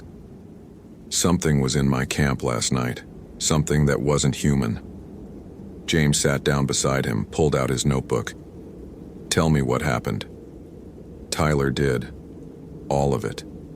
The crying sounds, the footsteps, the weight on his tent, the voice speaking Spanish and English, the thing trying to unzip his tent from outside. James listened without interrupting, taking careful notes. When Tyler finished, he was quiet for a moment, thinking. Did you see what it was? Get a visual? No, it was too dark, and I was too scared to look outside. But I heard it. I felt it. And Ranger, I'm telling you, that wasn't a bear or a mountain lion or any animal. It was something else. Let me ask you something. The voice you heard, could it have been another camper? Maybe someone who didn't have a permit was camping illegally? There was no one else. I checked the permit board, and no person could have gotten on top of my tent like that. The way it moved. Tyler shook his head. It wasn't right. It wasn't human movement. James made a note. Birds can land on tents. Owls, for instance. Large owls can be quite heavy. Tyler gave him a look that was equal parts frustration and fear. I know what a bird feels like. This was not a bird. And birds don't speak Spanish. Fair point. Okay, James said. I'm going to file this report. If you think of any other details, let me know. In the meantime, I'd suggest taking a rest day before heading out again. Backcountry can play tricks on you when you're alone, especially at night. You think I imagined it? Tyler's voice was flat. I think you experienced something that scared you. Whether it was an animal, another person, or something else, I don't know yet, but I'm going to look into it. Tyler stood up, shouldering his pack. You know what? Forget it. I can tell you don't believe me. That's fine. But I'm telling you, there's something wrong in that canyon. Something wrong in this whole park. I did my research before coming here. I read the stories about weird things happening in Big Bend. Lights in the desert. People going missing. I thought it was just folklore, but it's not, is it? What stories? James asked, though he had a sinking feeling he already knew. La Lechuza, the owl witch. I read about it last night after I heard the crying. There are dozens of reports from Big Bend over the years. Campers seeing giant owls. Hearing women crying in the desert. People who go into the backcountry and come back different, or don't come back at all. Tyler met James's eyes. "You've been here a long time. You must know about it." James chose his words carefully. "I know the folklore, but in 27 years I've never seen anything that couldn't be explained rationally." "Then you haven't been paying attention." Tyler walked away, leaving James sitting alone on the bench with his notebook full of details he didn't know what to do with. James spent the afternoon reviewing the incident reports Sarah had sent him, 7 reports over the last month, all describing unusual owl activity in various locations throughout the park. But when he cross-referenced them with a map, a pattern emerged. All 7 locations were in the southern part of the park, along the Rio Grande. All were remote backcountry sites. All were in areas that had once been, according to the historical records he dug up, considered sacred or forbidden by the indigenous peoples who had lived here long before white settlers arrived. James sat back in his chair, staring at the map. 27 years of rational thinking, of scientific explanation, of refusing to give in to superstition. All of it was being challenged by 7 incident reports and 1 terrified college kid. He could let it go. File the reports, warn the campers, let his replacement deal with it when they took over next week. He could retire with his worldview intact, his rational universe undisturbed. Or he could do the one thing he'd avoided for his entire career. He could take the folklore seriously. James pulled up Google again and started researching in earnest. The Lechuza legend went back centuries in Mexican and Tejano folklore. The details varied by region, but certain elements remained consistent. Lechuzas were witches who transformed into giant owls, usually as punishment for practicing dark magic or making deals with evil spirits. They hunted at night, often targeting those who had wronged them or their families. They could speak human languages and mimic human voices. They fed on fear and sometimes on human flesh or organs. They were associated with death, curses, and vengeful justice. Traditional protections included salt, religious symbols, specific prayers, and refusing to acknowledge them when they called your name. According to some sources, Lechuzas couldn't cross running water and were repelled by certain herbs, particularly ruta or rue. James kept reading, going deeper into academic folklore studies, anthropological reports, historical accounts from early Spanish missionaries. The more he read, the more uncomfortable he became. Because what he was reading matched what people were reporting. Not vaguely, not coincidentally, exactly. The crying sounds, the Spanish and English speech, the stalking behavior, the violation of shelter, the association with specific territories and places of power. James closed his laptop and rubbed his eyes. This was insane. He was a scientist. He had a degree in wildlife biology. He believed in evidence and data and rational explanation, but he also believed in patterns, and this was a pattern he couldn't ignore. His phone rang. The visitor center. "Hartley." "James, it's Sarah. We just got another call. Campers at Ernst Tenaya. They're requesting immediate ranger assistance. Said there's an owl attacking their campsite." James grabbed his keys. "Tell them to get inside their vehicle if they have one, seal themselves in. I'm on my way." Ernst Tenaya was 45 minutes away on rough roads. James made it in 30, driving faster than he should have. The sun was just setting, the desert taking on that golden quality that photographers loved. In an hour, it would be full dark. He found the campers, a couple in their 60s in a well-equipped RV, standing outside their vehicle, looking shaken but unharmed. "Thank God you're here," the woman said. "That thing, it was trying to get inside the RV. We could hear it on the roof, scratching at the vent." "Are you injured?" "No, but Ranger, this isn't normal owl behavior. We've been RVing for 20 years. We know wildlife. That thing..." She trailed off. "Show me where you last saw it." They led him around to the far side of the RV. In the dust, illuminated by James's flashlight, were tracks. Bird tracks, talons and drag marks from tail feathers. But the size was wrong. Each talon print was easily 4 inches long, the spread of the foot nearly 8 inches across. No owl in North America had feet that large. James photographed the tracks with his phone, measured them, took notes. The couple watched him nervously. "What do we do?" the husband asked. "I want you to leave," James said. "Right now. Go back to the main campground at Rio Grande Village. Don't stop, don't camp anywhere else. When you get there, talk to the ranger on duty, file a formal incident report. What about you? I'm going to stay here, set up some camera traps, try to document what's happening." The woman touched his arm. "Ranger, my abuela, my grandmother. She was from Coahuila, just across the border. She used to tell stories about lechuzas. She said they were real. Said her own sister was taken by one when she was a girl." James looked at her. "What else did she say?" "She said you can't fight them with guns or weapons. They're not animals. They're something else. Something that used to be human but traded their soul for power. And she said..." The woman's voice dropped to a whisper. "She said they're always hungry, always angry, and they never forget a wrong." James waited until the RV disappeared down the road before setting up his equipment. He had 3 trail cameras, motion-activated, infrared.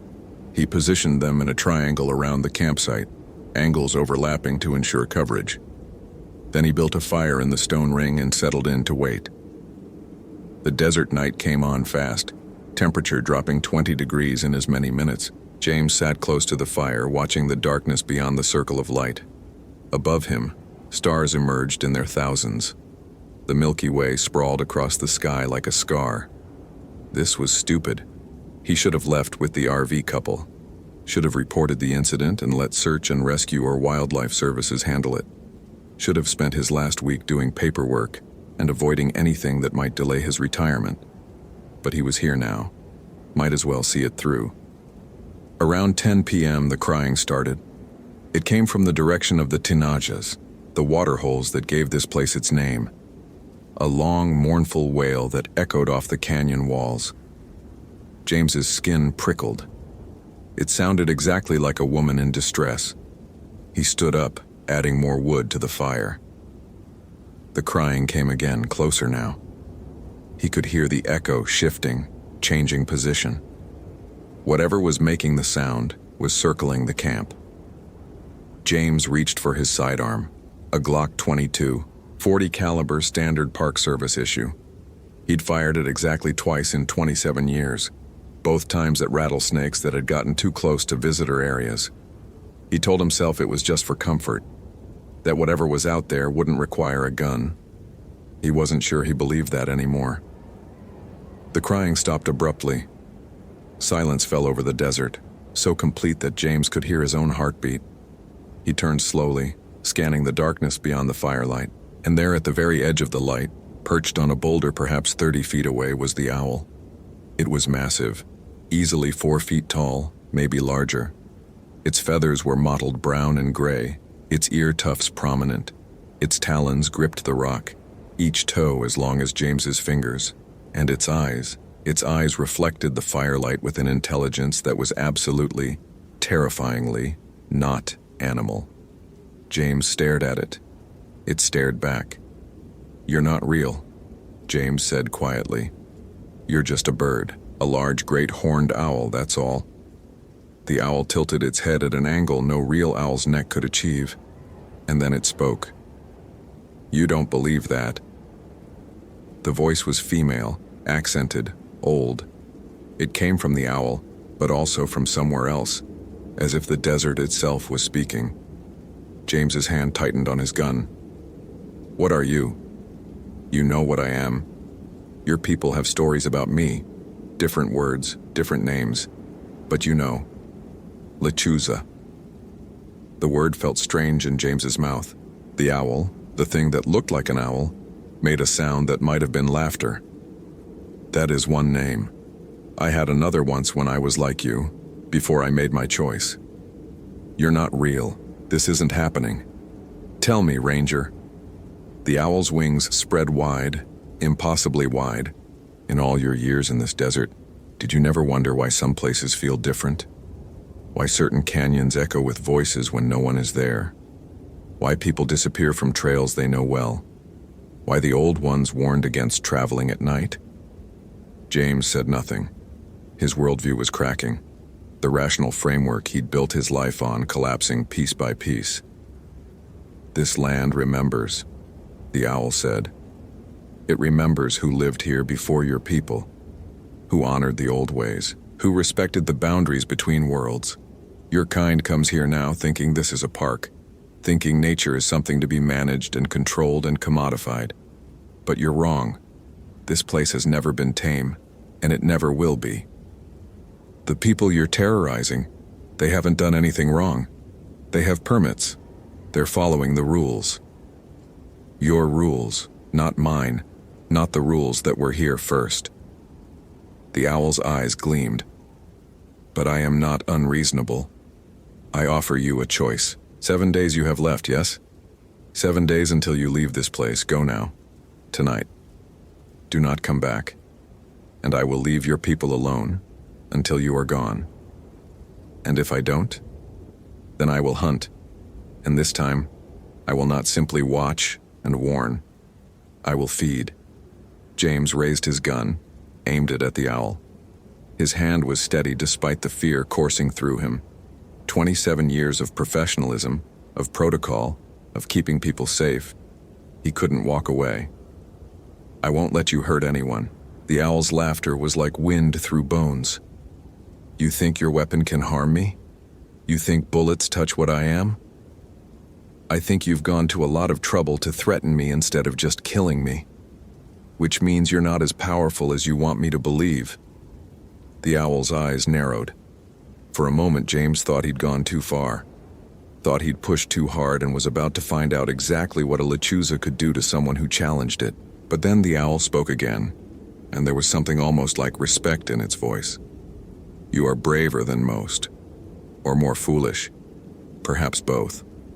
It shifted on the rock, wings folding. "Very well. You want to protect your people? Then do so. But know this. I will test you. I will come for them one by one, until you understand that this is not your land to protect. Until you understand that some territories belong to older powers." "Bring it on," James said, though his voice shook slightly. The owl laughed once more, a sound like shattering glass, and launched into the air. Its wings made no sound. It flew directly over James's head, close enough that he could feel the displacement of air, and vanished into the darkness. James stood alone by the fire, gun still raised, breathing hard. His entire body was shaking now, adrenaline crash hitting all at once. He'd just had a conversation with something that shouldn't exist, something that defied everything he knew about biology and reality, and it had declared war on him. James lowered his gun and sat heavily on the ground. He had 7 days until retirement, 7 days to figure out how to stop something that might not be stoppable. 7 days to save people from a threat he'd spent his entire career refusing to believe in. He looked up at the stars, the same stars that had looked down on this desert for millennia before parks and permits and people who thought they could control nature. "Well," James said to the empty darkness, "this is going to be an interesting week." The next morning, James drove back to the station with 3 trail cameras full of footage. He locked himself in the office and reviewed every frame. The cameras had recorded the entire encounter. They'd captured the owl landing on the rock. They'd captured it spreading its wings. They'd captured it taking flight. But they hadn't captured it speaking. On the footage, there was only silence where James clearly remembered hearing a voice. And when he looked closely at the frames where the owl sat on the rock, he could see something that made his blood run cold. Behind the owl's body, perfectly visible, was the boulder it sat on. As if the owl wasn't entirely solid. As if it existed partially in this world and partially in another. James downloaded the footage to a thumb drive and locked it in his desk drawer. He couldn't share this with anyone. They'd think he'd lost his mind. Hell, maybe he had. But he had work to do. He pulled up the park's reservation system and started making calls. Every backcountry permit for the next 7 days, every solo camper, every group, every site in the Southern District, he called them all. "This is Ranger Hartley from Big Bend. I'm calling about your backcountry permit. We've had several reports of unusual wildlife activity in your area. For your safety, I'm going to suggest you either cancel your trip or relocate to a different area of the park. Some people listened. Some people thought he was overreacting. One guy accused him of trying to keep the good campsites for himself. But by the end of the day, James had managed to clear most of the backcountry sites in the Southern District. It wasn't perfect, a few permits he couldn't reach, a couple who refused to change their plans, but it was better than nothing. Sarah poked her head into his office around 5 p.m. "Hey, James, people are starting to talk. Word's getting around that you're discouraging people from camping in half the park. The superintendent's office called. They want to know what's going on." James rubbed his face. "Tell them we have a potential wildlife hazard under investigation. I'm being cautious." "James, come on. What's really happening?" He looked at her. Young, smart, genuinely concerned. She deserved honesty, but what could he say that wouldn't sound insane? "There's something in the backcountry," he said carefully. "Something dangerous. I don't know exactly what it is yet, but I know it's targeting campers, and I know we need to keep people out of certain areas until I figure out how to deal with it." Sarah studied him. "You look like you haven't slept." "I haven't. James, if there's something dangerous out there, we should close those areas officially. Get wildlife services involved. Do this properly." "And tell them what? That there's a witch that turns into a giant owl terrorizing campers?" James's laugh was bitter. "They'd think I'd gone senile. No, I handle this my way." "Your way?" "James, you retire in 6 days. Why are you doing this?" "Because it's my job.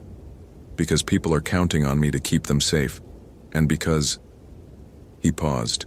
"Because for 27 years I've told myself that everything has a rational explanation, that there's no such thing as the supernatural, that the old stories are just stories, and I need to know if I've been wrong this whole time."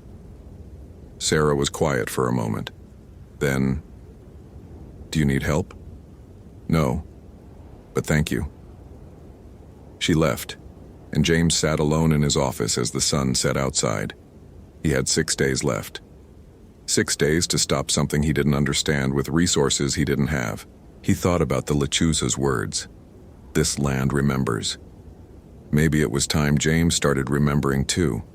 Started paying attention to the stories he'd dismissed. Started listening to the warnings he'd ignored. He pulled out his phone and called someone he hadn't spoken to in 5 years. Tom Bearcloud, the Ojibwe elder who told him about spirits in the forest. Tom had retired to a small house in Alpine, an hour north of the park. The phone rang 4 times before Tom answered. "Hartley? That you?" "Yeah, Tom, it's me. Listen, I need your help. I need to know everything you know about Lechuzas." A long pause. Then, "What happened?" "I think I just declared war on one." Another pause. Then quietly, "You damn fool. I'll be there in 2 hours. Put coffee on." Tom Bearcloud arrived at the station at 10 p.m., carrying a leather satchel and looking older than James remembered. They sat in the office with the lights dim, and James told him everything. The reports, the encounter at Ernst Tinaya, the conversation with something that shouldn't exist. Tom listened without interrupting. When James finished, the old man was quiet for a long time. "You know what you're asking for?" Tom finally said. "You're asking me to help you fight something that's been in this desert longer than your country has existed. Something that has power you don't understand and don't respect. I respect it now. Do you, or are you just scared?" James thought about that. "Both." Tom nodded slowly. "Good. Fear is honest. Fear is smart."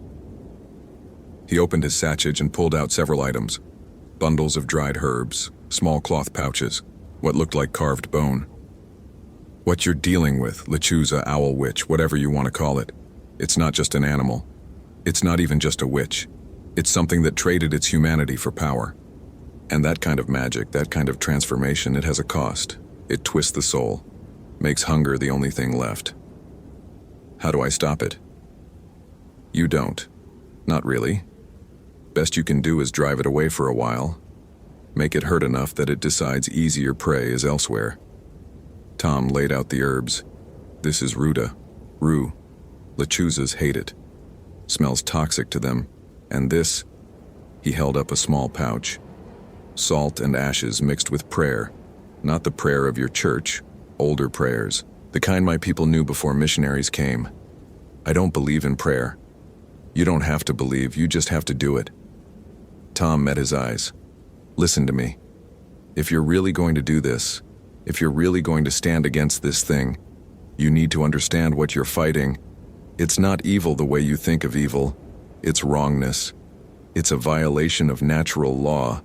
A human soul that couldn't die properly, that merged with something else, something from the spaces between. Between what? Between the world you see and the world that sees you back. Tom started bundling the herbs together, tying them with string. Hang these at entry points, doorways, tent flaps, windows. They won't stop it, but they'll slow it down. Make it work harder, and this. He pushed one of the cloth pouches across the desk. Wear this. Keep it close. It won't make you invisible, but it might make you less appetizing. James picked up the pouch. It felt warm, almost alive. What else? You can't fight it head on. It's stronger than you. Faster. It can fly, you can't. It can see in the dark. You need light. You need to be smart. Use what it wants against it. What does it want? Territory, respect, recognition. Tom leaned forward. It told you this land has rules older than your rules. It's right. This desert belonged to other people before your government drew lines on a map and called it a park. The Lechuza sees itself as a guardian of those old boundaries, as enforcer of old laws. So I'm fighting for a principle it doesn't recognize. Exactly. James was quiet, thinking. Then, what if I acknowledged it, acknowledged its claim? Would that be enough? Maybe, maybe not. Lechuzas are individuals like people.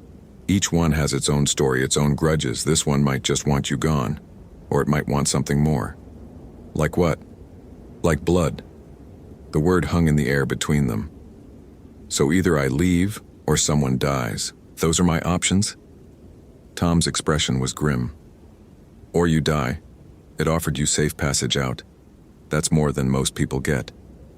James thought about his retirement cabin, about fishing and quiet and leaving all this behind, about 7 more days of paperwork and handover meetings and walking away clean, about 27 years of protecting people who came to this park trusting that someone was watching out for them. I'm not leaving, James said. Tom sighed. Then we'd better figure out how to keep you alive.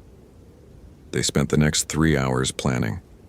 Tom drew maps of the Southern District, marking places that had traditional significance, sacred sites, burial grounds, locations where the boundary between worlds was thinner. The Lechuza's territory, essentially. You need to understand, Tom said. You're not dealing with an animal following instinct. You're dealing with intelligence, strategy. It will learn your patterns, anticipate your moves, use your own tactics against you. So how do I beat something smarter than me? You don't fight on its terms. You change the game. Tom tapped the map. Most of its activity has been here, in the canyons near the Rio Grande. But look at the pattern. It's avoiding this area. He circled a region northeast of Ernst Tinaya. This section has had 0 reports. Why? James studied the map. That's where the old army outpost was. Fort something. Built in the 1800s. Abandoned after 30 years. Fort Stockton Satellite, I remember. My grandfather worked there briefly before they shut it down. Tom pulled out another map, this one hand-drawn and very old. According to the old stories, that area was already forbidden when white settlers arrived. The Yumano people who lived here before, they wouldn't go near it. Said something terrible happened there. A massacre, maybe. Or a curse. The fort got abandoned because soldiers kept disappearing. Officially, they blamed desertion and Apache raids. But the real reason was something else. So I'm supposed to lure a supernatural creature into an area avoided by other supernatural creatures? Sometimes the enemy of your enemy is just another enemy. But if you're lucky, they'll fight each other and leave you alone. It was insane. All of it was insane. James should be filing reports and signing paperwork, not planning battles with folklore armed with herbs and salt. But here he was. "I need bait," James said. "Something to draw it out." Tom looked at him seriously. "You're the bait, James. It challenged you personally. It wants you gone. You've become part of its territory dispute." "Great. But that's also your advantage. It's focused on you, which means as long as you're drawing its attention, other people are safer." James thought about that. Thought about 5 more days of protecting campers by putting himself between them and something that hunted humans. "Okay," he said. "I'll be bait. But I'm doing it on my terms, in a location I choose. And I'm going to document everything. Because if this thing takes me, I want evidence that I wasn't just some crazy old ranger who lost his mind in his final week." Tom pulled out one more item from his satchel, a small digital recorder, old but functional. "Keep this running. Whatever happens, you document it." The next 4 days were the longest of James's life. He spent his days clearing campers from high-risk areas, setting up monitoring equipment, consulting with Tom about traditional protections. He strung rue bundles at campground entrances. He mixed salt and ash and prayer into lines across trails. He did things he'd spent 27 years scoffing at, and did them with absolute seriousness. Because every night the lechuza came, it didn't attack directly. That wasn't its way. Instead, it probed, tested, learned. Night 1. James woke at 2 a.m. to find scratches on his truck windshield, 4 parallel gouges that hadn't been there before. Night 2. All the monitoring equipment in the Southern District failed simultaneously at sunset. Every camera, every sensor, every battery-powered device, dead. Night 3. James received a phone call at midnight from his own number. When he answered, he heard his own voice saying, "You can't win this." Night 4. Sarah didn't show up for work. They found her at home, alive but suffering from what doctors called severe anxiety attack. She said an owl had sat on her bedroom window all night, tapping the glass, whispering her name. The lechuza was making it personal, showing James what it could do, demonstrating its power. And James was running out of time. On the 5th day, 2 days before his retirement, James made his decision. He was going to the old fort. He'd spend the night there, alone, and force a confrontation. Either he'd find a way to drive the lechuza off or, well, better him than some unsuspecting camper. Tom tried to talk him out of it. "James, you don't know what's in that place. Could be worse than the lechuza. Or it could be nothing. Could be just an abandoned fort with some bad history and local superstition. You believe that?" "No, but I'm doing it anyway." James spent the day preparing. He loaded his truck with equipment, flashlights, flares, the trail cameras that still worked, Tom's bundles of herbs, salt, water, the recorder. He wrote a letter to Sarah explaining where he'd gone and what he was doing. He sealed it in an envelope with instructions to open only if he didn't return by dawn. He left the station at sunset. The drive to the fort took 90 minutes on rough roads that barely qualified as roads anymore. James followed coordinates and map references, winding deeper into the backcountry until the truck could go no further. He got out and hiked the last mile on foot. The fort appeared in his flashlight beam like a ghost. Crumbling adobe walls, empty window frames, a collapsed roof open to the sky. Graffiti covered some walls. Modern visitors who'd found the place and left their marks. But underneath the spray paint, James could see older marks, symbols carved into the adobe. Warnings, maybe, or prayers. The air around the fort felt wrong. Thick, heavy, like pressure building before a storm. James set up his equipment in what had been the main building. He arranged the rue bundles at every opening, drew a circle of salt and ash around his position, set the cameras recording, started the audio recorder. Then he built a fire in the center of the circle and waited. The sun set. The desert cooled. Stars emerged in their thousands. And right on schedule, at full dark, the crying began. It came from all directions at once. That mournful, terrible sound that was almost human but not quite. James stayed inside his circle, feeding the fire, waiting. An hour passed. 2. The crying continued, sometimes close, sometimes distant, sometimes seeming to come from inside the ruined walls themselves. And then, at midnight exactly, it stopped. Silence fell. Absolute. No wind, no insects, no sound at all. James stood up, heart hammering. He could feel it watching him, could feel the weight of its attention like pressure on his skin. "I'm here," he called out. "This is what you wanted, isn't it? Me, alone, in your territory. So come on, let's finish this." For a long moment, nothing happened. Then, from the darkness beyond the firelight, a voice. "You brought me to this place, why?" "You know why. Because this place is older than you. And maybe it's stronger." Laughter echoed off the adobe walls. "You think these ruins frighten me? I was flying these skies when this fort was built. I was here when it fell. Then why won't you cross the threshold?" Silence. James had hit something. The lechuza was staying outside the walls, circling, but not entering.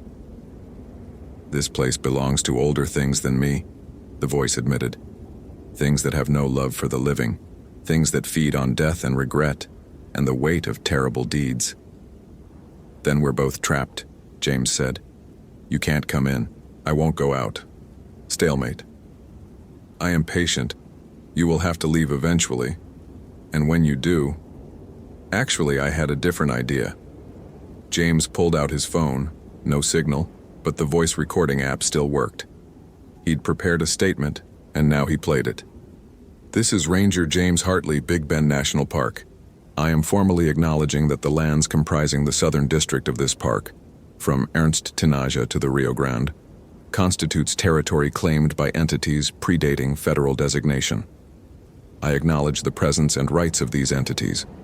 I acknowledge that human access to these areas should be restricted and regulated according to traditional boundaries. I propose a formal agreement. These areas will be closed to overnight camping during new moon periods from sunset to sunrise. In exchange, I ask for safe passage for all visitors during daylight hours and on nights when the moon is visible. Do you accept these terms?" Silence. Then carefully, "You speak for your people?" "I speak for this park. For 5 more days anyway. After that, someone else will be in charge. But I'll make sure they know. I'll make sure the restrictions stay in place. And if they ignore you? If they open these lands despite your warnings? Then that's between you and them. But I've done what I can." More silence. James could feel something shifting, the pressure in the air changing. The lechuza was considering. Finally, "You are not like the others. You came here not believing. You would have died refusing to see. But you learned. You listened. You changed." A pause.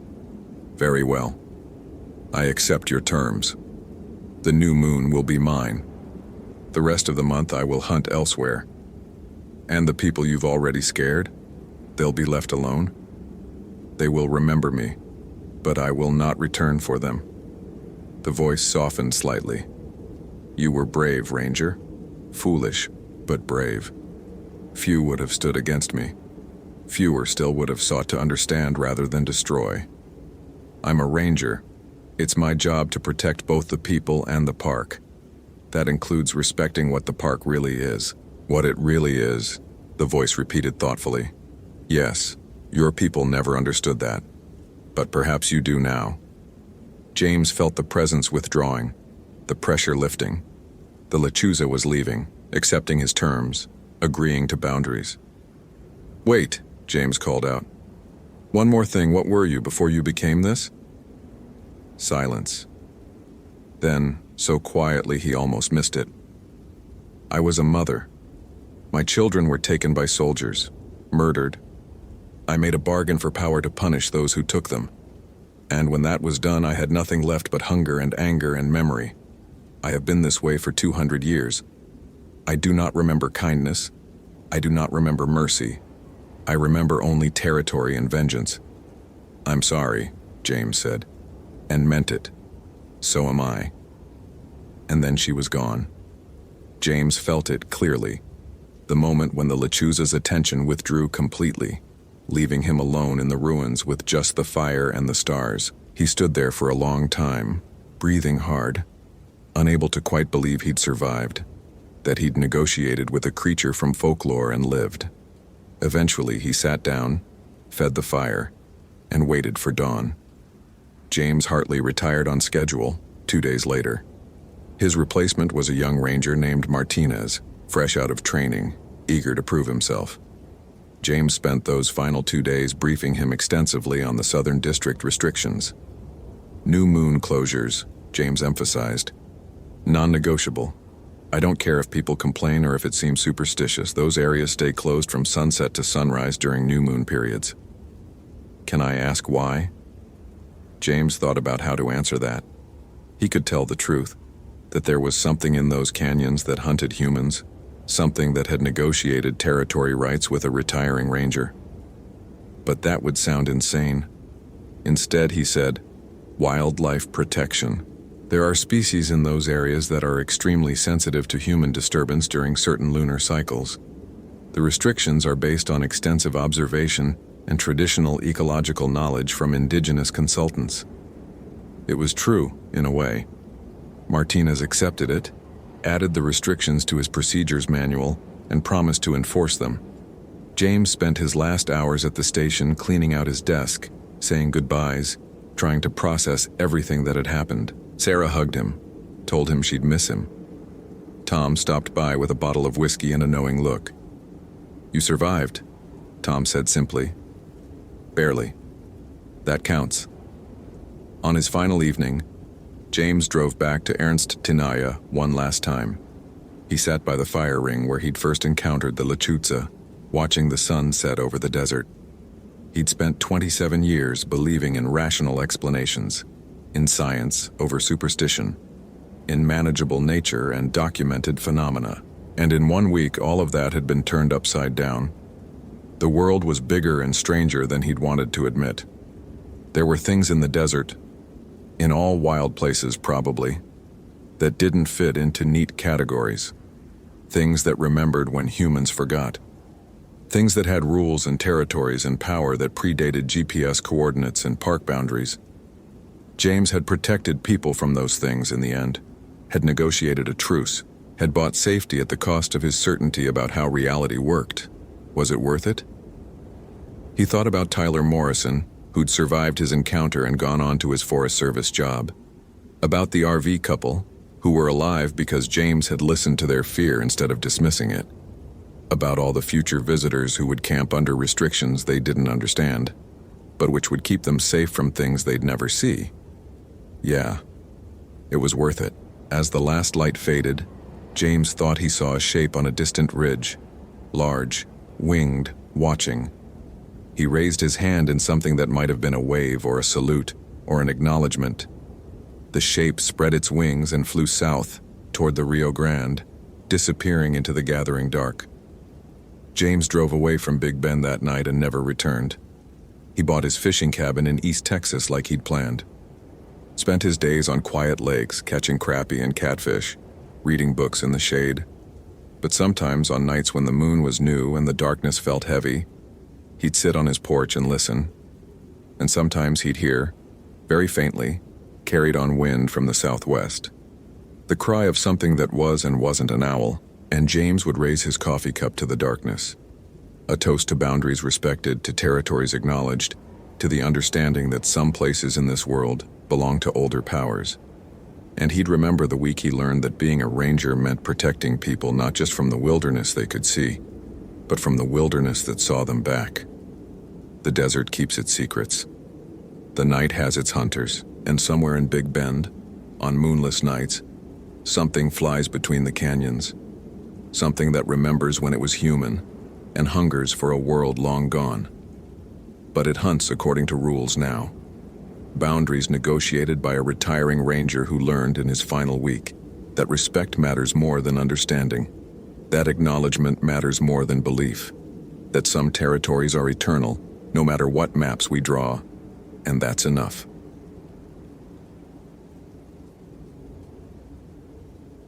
Location: Lassen Volcanic National Park, California.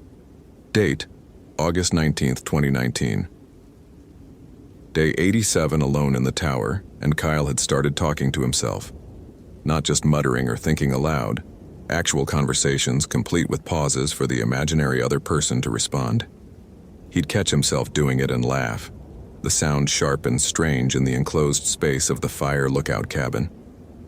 87 days of solitude at 8,500 feet elevation, surrounded by nothing but volcanic peaks and pine forest, stretching to every horizon. The human mind wasn't designed for this kind of isolation. It started inventing company.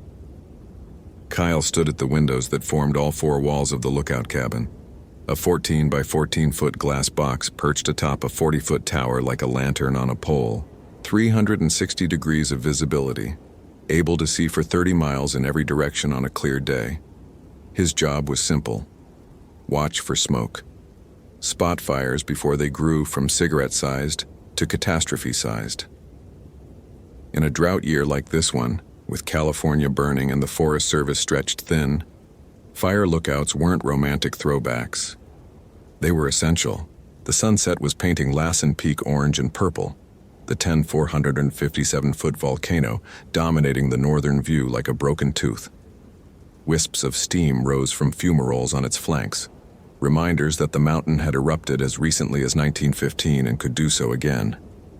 The whole park was volcanic: cinder cones, lava flows, boiling mud pots, sulfur vents.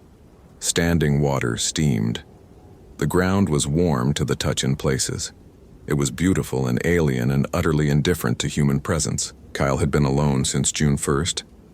3 months of waking at dawn, scanning the horizon with binoculars, marking weather observations every hour, eating freeze-dried meals rehydrated with water from the cistern, reading paperback novels by lamplight, sleeping in a narrow cot that folded against the wall. His only human contact was the radio, daily check-ins with the district office, occasional chatter with other lookouts scattered across the Cascade Range. Some days he didn't speak aloud at all except to say, "Clear, no smoke," into the radio handset. The isolation was supposed to be peaceful, meditative, a chance to disconnect from the digital world and reconnect with nature. That's what the recruitment material said. What they didn't mention was how the silence could become oppressive, how the endless watching could make you feel like you were the one being observed, how after weeks alone your mind started playing tricks. Kyle had started noticing the deer 3 weeks ago, not unusual in itself. Mule deer were common in Lassen, wandering through the volcanic landscape, browsing on shrubs and grasses. Kyle saw them daily, sometimes in groups of 5 or 6, but these deer were different. They appeared around the tower every evening right at sunset, always the same number, 7 of them, and they didn't behave like normal deer. Normal deer were skittish, alert, their heads constantly moving, ears swiveling to catch every sound, ready to bolt at the first hint of danger. These deer stood motionless for minutes at a time, staring up at the tower, not grazing, not moving, just standing and watching with a stillness that felt wrong, felt calculated. At first, Kyle had dismissed it as pattern recognition gone haywire, his brain inventing meaning in random animal behavior because he was desperate for anything interesting to break the monotony. But the pattern held. Every evening, 7 deer, arranged in a loose circle around the tower's base roughly 50 yards out, standing, watching, until full dark, when they'd melt back into the forest. Kyle raised his binoculars now, scanning the tree line as the light faded. There, movement among the pines.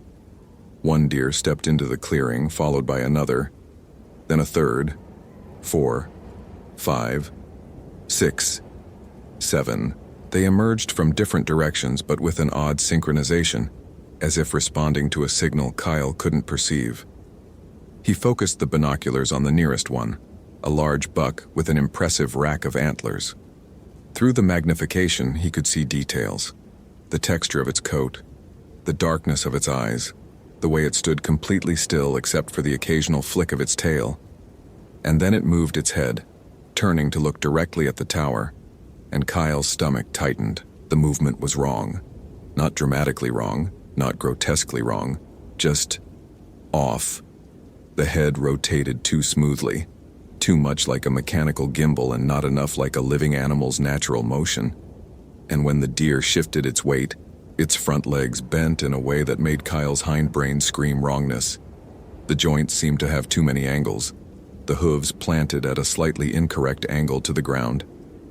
Kyle lowered the binoculars and rubbed his eyes. 87 days alone, his brain was making up problems where none existed. These were just deer. Ordinary mule deer doing ordinary deer things.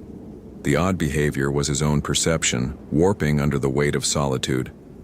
He turned away from the windows and busied himself with evening tasks, marking the day's weather observations in his logbook, checking the propane level for the camp stove, organizing his meager food supplies, enough for another 2 weeks before his next resupply, when a ranger would hike up the trail with fresh provisions. Kyle heated water for coffee, more out of routine than any desire to drink it. The coffee was terrible. Instant powder that tasted like burned cardboard. But it was warm and familiar and gave his hand something to do. The radio crackled. "All stations, this is Central Dispatch, evening check-in." Kyle grabbed the handset. "Prospect Peak Lookout, this is Kyle Mercer checking in. Clear skies, no smoke, winds calm, all good here." "Copy, Prospect Peak. Forecast shows high pressure holding for the next 72 hours. Stay alert. Humidity's dropping below 15%. Any spark could go big." "Roger that, staying vigilant." "How you holding up out there, Kyle? You're coming up on 3 months solo." Kyle glanced at the windows, at the darkening forest beyond. The deer were still there, 7 silhouettes in the gathering gloom. "I'm good. Quiet. Peaceful. Living the dream." "Well, only 2 more weeks until rotation. Hang in there. Central out." Kyle set down the handset and poured his coffee. 2 more weeks. 14 days. 336 hours. He could do that. He'd already done 87 days. What was 14 more? He carried the coffee to the north-facing window and looked out at Lassen Peak, now just a dark shape against the last purple glow of sunset. And there, in his peripheral vision, movement. One of the deer had stepped closer. Not by much. Maybe 10 yards, but definitely closer than where it had been. Kyle turned his head slowly to look directly at it. The deer stood motionless, its head angled up toward the tower. In the dim light, its eyes caught the glow from Kyle's lamp and reflected back yellow-green, like a cat's eyes. Deer eyes didn't do that. Deer eyes reflected white or amber, not that peculiar greenish glow. "You're losing it," Kyle muttered to himself. "It's just the angle of the light, just normal deer eyes." But even as he said it, he didn't quite believe it. He watched for another hour as full darkness settled over the mountain. The deer didn't move except for occasional small shifts in position, and each shift brought them incrementally closer. Not obviously closer, not rushing the tower closer, just a slow, patient contraction of the circle.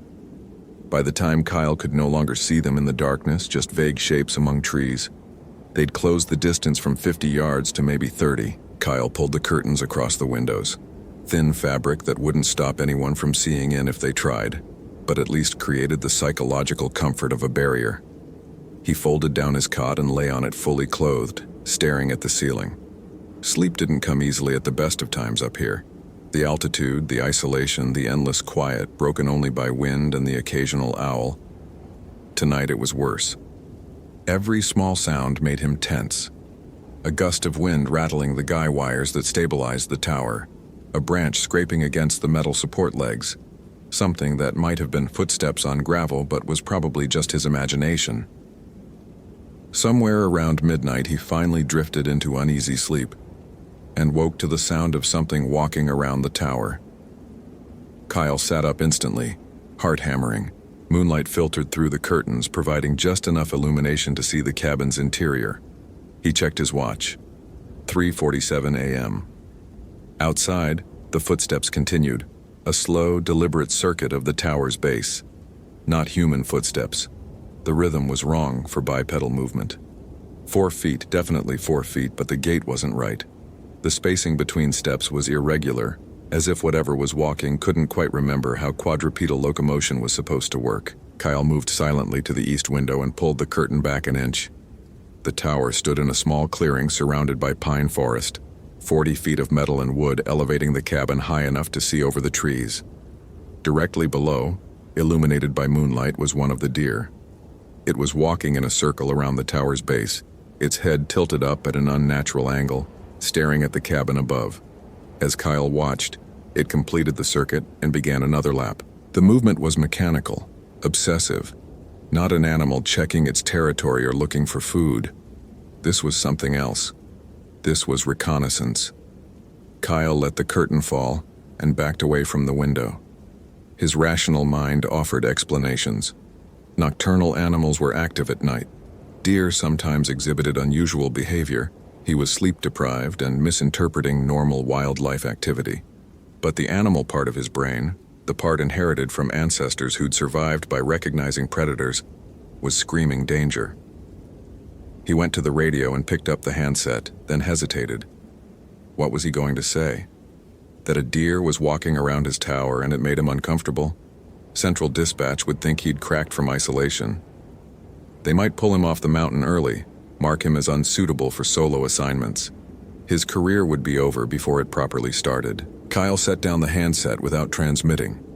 The footsteps below continued for another 10 minutes, then stopped. Kyle waited in silence, barely breathing, listening. Nothing. He crept back to the window and looked out. The deer was gone. The clearing was empty. He didn't sleep again that night. Dawn broke clear and hot, the sun rising over the Warner Mountains to the east and turning the volcanic landscape gold. Kyle made coffee and performed his morning routine on autopilot. Weather observations, radio check-in, visual scan for smoke. Everything normal, everything fine. The night's strangeness seemed absurd in daylight. He was halfway through his powdered eggs when he noticed the marks.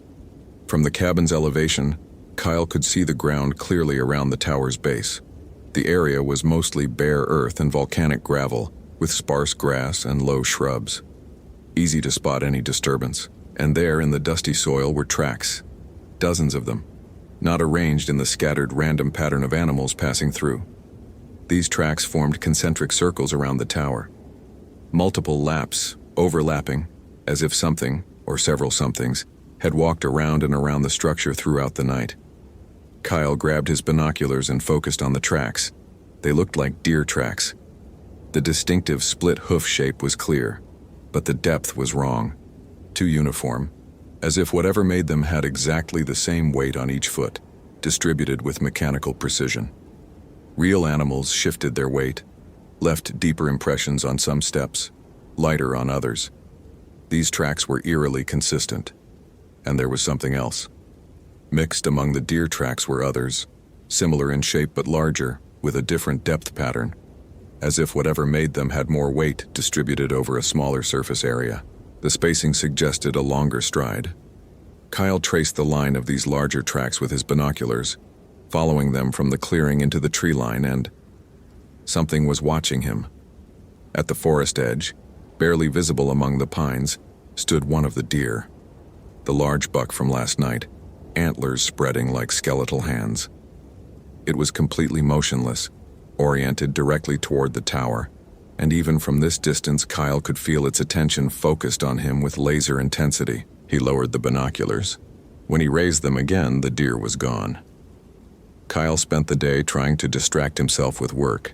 He cleaned the cabin's windows, organized his equipment, read weather reports from other stations, attempted to make progress on the novel he'd been slogging through for 2 weeks. But his attention kept drifting to the windows, to the forest, to the question of whether he was being watched. The deer appeared again at sunset. All 7 of them, emerging from the trees in that same unsettling synchronization. This time they were closer from the start, maybe 20 yards from the tower base. They arranged themselves in a loose circle, evenly spaced, and stood watching the cabin, watching Kyle. He tried to photograph them with his digital camera, thinking he'd have evidence, something to show people. But every photo came out wrong. The deer appeared as blurs or strange light artifacts or not at all, even when he could see them clearly with his naked eyes. He checked the camera settings. Everything was correct. It should be working. But the images were unusable, corrupted, as if something about these animals refused to be captured digitally. Kyle set down the camera and simply watched. The deer didn't move for over an hour.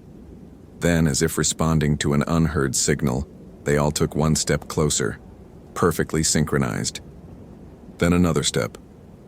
The movements were too coordinated to be natural animal behavior. This was a group acting with unified purpose and intelligence. "What do you want?" Kyle said aloud, his voice sounding small and strange in the enclosed cabin. As if in response, the largest buck, the one Kyle had started thinking of as the watcher, turned its head and fixed him with direct eye contact. Held the gaze, didn't blink. The message was clear even if Kyle didn't want to acknowledge it. "We know you're in there. We know you're alone. We're waiting." Kyle pulled all the curtains closed and turned off the lamp, sitting in darkness. He could hear them now, the soft scrape of hooves on gravel as they moved closer, the rustle of movement circling the tower. Testing, probing, looking for weakness. The radio crackled. "Prospect Peak. This is Central. Just checking in. We noticed your evening weather report was late." Kyle fumbled for the handset in the darkness. "Sorry, Central, got distracted. Everything's fine here. Clear skies, no smoke." "You sound stressed, Kyle. Everything okay?" Was it? Were 7 deer exhibiting strange behavior enough to report as an emergency? Would anyone believe him? "Just tired," Kyle said. "Long day." "Copy that. Get some rest. Central out." Kyle sat in the dark cabin, listening to the sounds below. Circling. Always circling. He thought about the isolation protocols drilled into every fire lookout during training. You're alone for extended periods. Your mind will play tricks. If you need help, call immediately. But what if calling for help meant admitting he couldn't handle the assignment? What if this was all in his head? The circling stopped suddenly. Complete silence. Then, scraping. Metal on metal. Something was testing the tower's support legs. The ladder. The hatch that led from the ladder into the cabin floor. Kyle's breath caught. The hatch was secured with a simple latch, designed to keep it from blowing open in wind, not to keep anything out, if something wanted in badly enough. The scraping stopped. Silence again, somehow worse than the sound.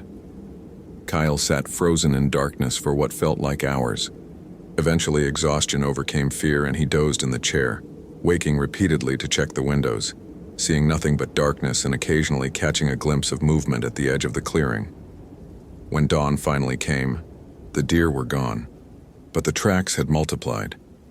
Dozens of circuits around the tower, patterns overlapping into a maze of prints, and there, next to the base of the tower, were long scratches in the dirt, parallel lines like something had dragged claws or hooves in systematic patterns, testing the ground, measuring, planning.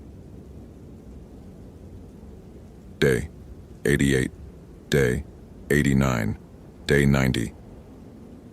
The pattern continued. Each night the deer returned, closer and more numerous. Kyle counted 8 now, then 9, then 11. They didn't appear all at once anymore. They filtered in from the forest over the course of the evening, taking up positions around the tower until he was surrounded. And each night they pushed the boundary closer, tightening the circle. Kyle stopped sleeping, or couldn't sleep. The distinction blurred. He dozed in fitful bursts during the day, jerking awake at every sound.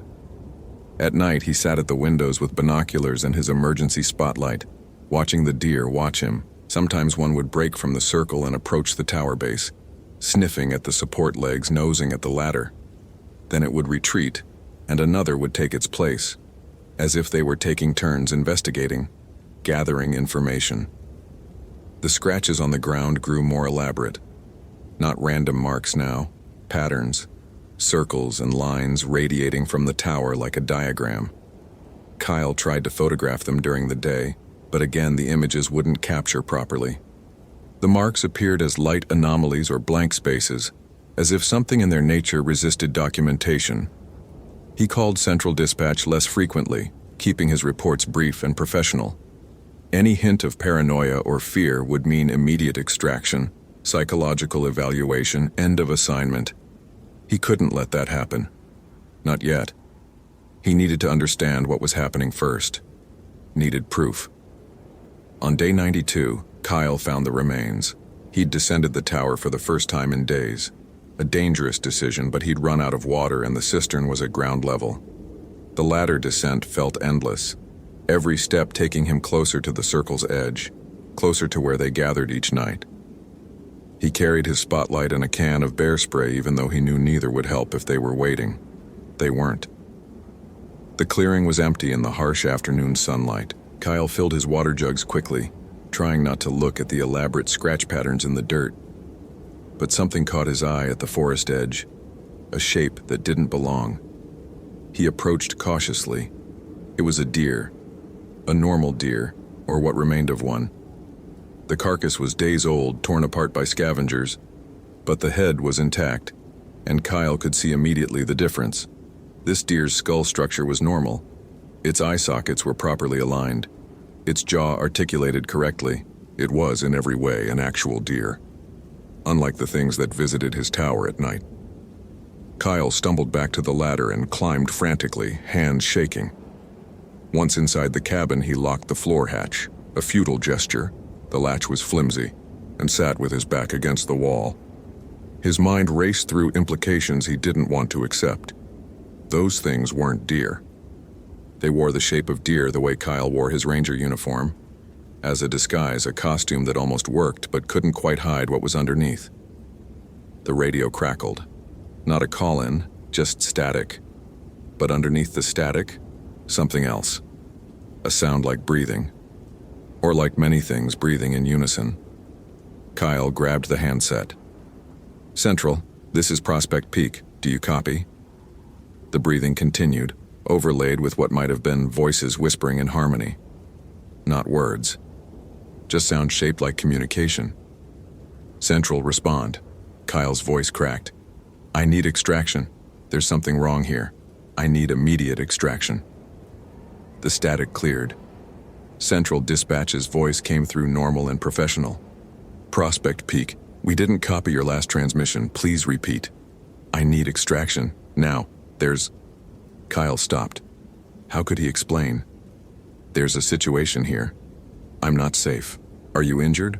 Is there a medical emergency?" "No, but..." "We're showing no weather alerts, no fire activity in your sector. Can you clarify the nature of the emergency?"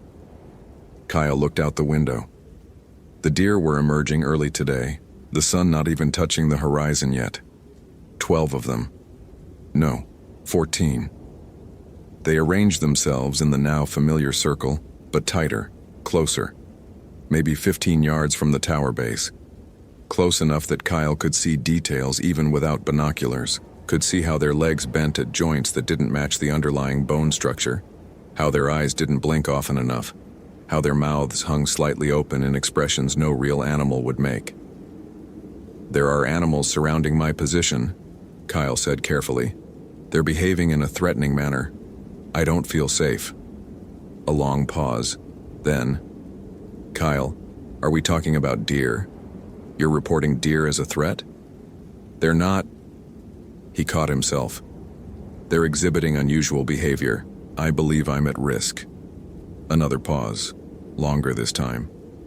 Kyle could imagine the conversation at Central. The lookouts cracking.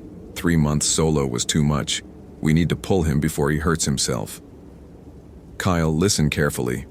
Your relief ranger is scheduled to arrive in 4 days as planned. We can potentially move that up by 1 day if absolutely necessary, but extracting you earlier would require helicopter support, and we have multiple active fires pulling resources. Unless you're reporting an immediate life-threatening emergency, the earliest we can get someone to you is 72 hours. Can you hold position for 72 hours? Kyle watched the deer. They'd begun moving, not circling, not approaching, just swaying slightly in place. All of them, in perfect synchronization. A hypnotic, disturbing motion like kelp in a current. "Kyle, respond please. Can you hold for 3 days? 3 days. 72 hours. Could he? The deer hadn't actually attacked. They'd done nothing but watch and circle and exist in his space. Maybe they were just animals with unusual behavior patterns. Maybe his isolation-addled brain had inflated the threat. Or maybe they were waiting for something, testing his defenses, learning his patterns the way he'd tried to learn theirs, preparing. "I can hold," Kyle heard himself say. 3 days. I'll be fine." "Good man. Stay alert. Stay safe. We'll get you down soon. Central out." Kyle set down the handset and returned to the window. The deer had stopped swaying. Now they stood motionless again, all facing the tower, and Kyle couldn't shake the feeling that they'd heard the radio transmission, that they understood he would be alone for 3 more days, that they knew. As the sun set, more emerged from the forest. Kyle counted 20, then 25. They filled the clearing now, arranged in concentric rings around the tower. The closest were 10 yards away. He could hear them breathing, a collective sound like wind through a cave, rhythmic and purposeful. Night fell, and Kyle turned off all lights, sitting in darkness. Below, the breathing continued. And then, around midnight, they began to hum. It wasn't a sound deer made. It wasn't a sound any animal made. It was a tone, low and resonant, seeming to come from the ground itself as much as from the creatures surrounding him. The frequency made Kyle's teeth ache and his vision blur. It vibrated through the tower's metal structure, turning the entire cabin into a tuning fork. The humming rose and fell in waves, modulated with what sounded like intelligence, like language. Kyle pressed his hands over his ears, but it didn't help. The sound was in his bones now, in his skull, making thought difficult. Then it stopped. In the sudden silence, Kyle heard a new sound. Scraping. Metal on metal. They were on the ladder. Multiple sets of hooves on the metal rungs climbing, ascending toward the cabin floor and the flimsy latch that was the only barrier between Kyle and whatever these things were. Kyle grabbed his spotlight and aimed it at the floor hatch. The scraping grew louder, closer. He could see the hatch beginning to rattle as something pushed against it from below. "Stay back," Kyle shouted, his voice cracking. "I'm armed. Stay back." The rattling stopped. Silence for 5 seconds.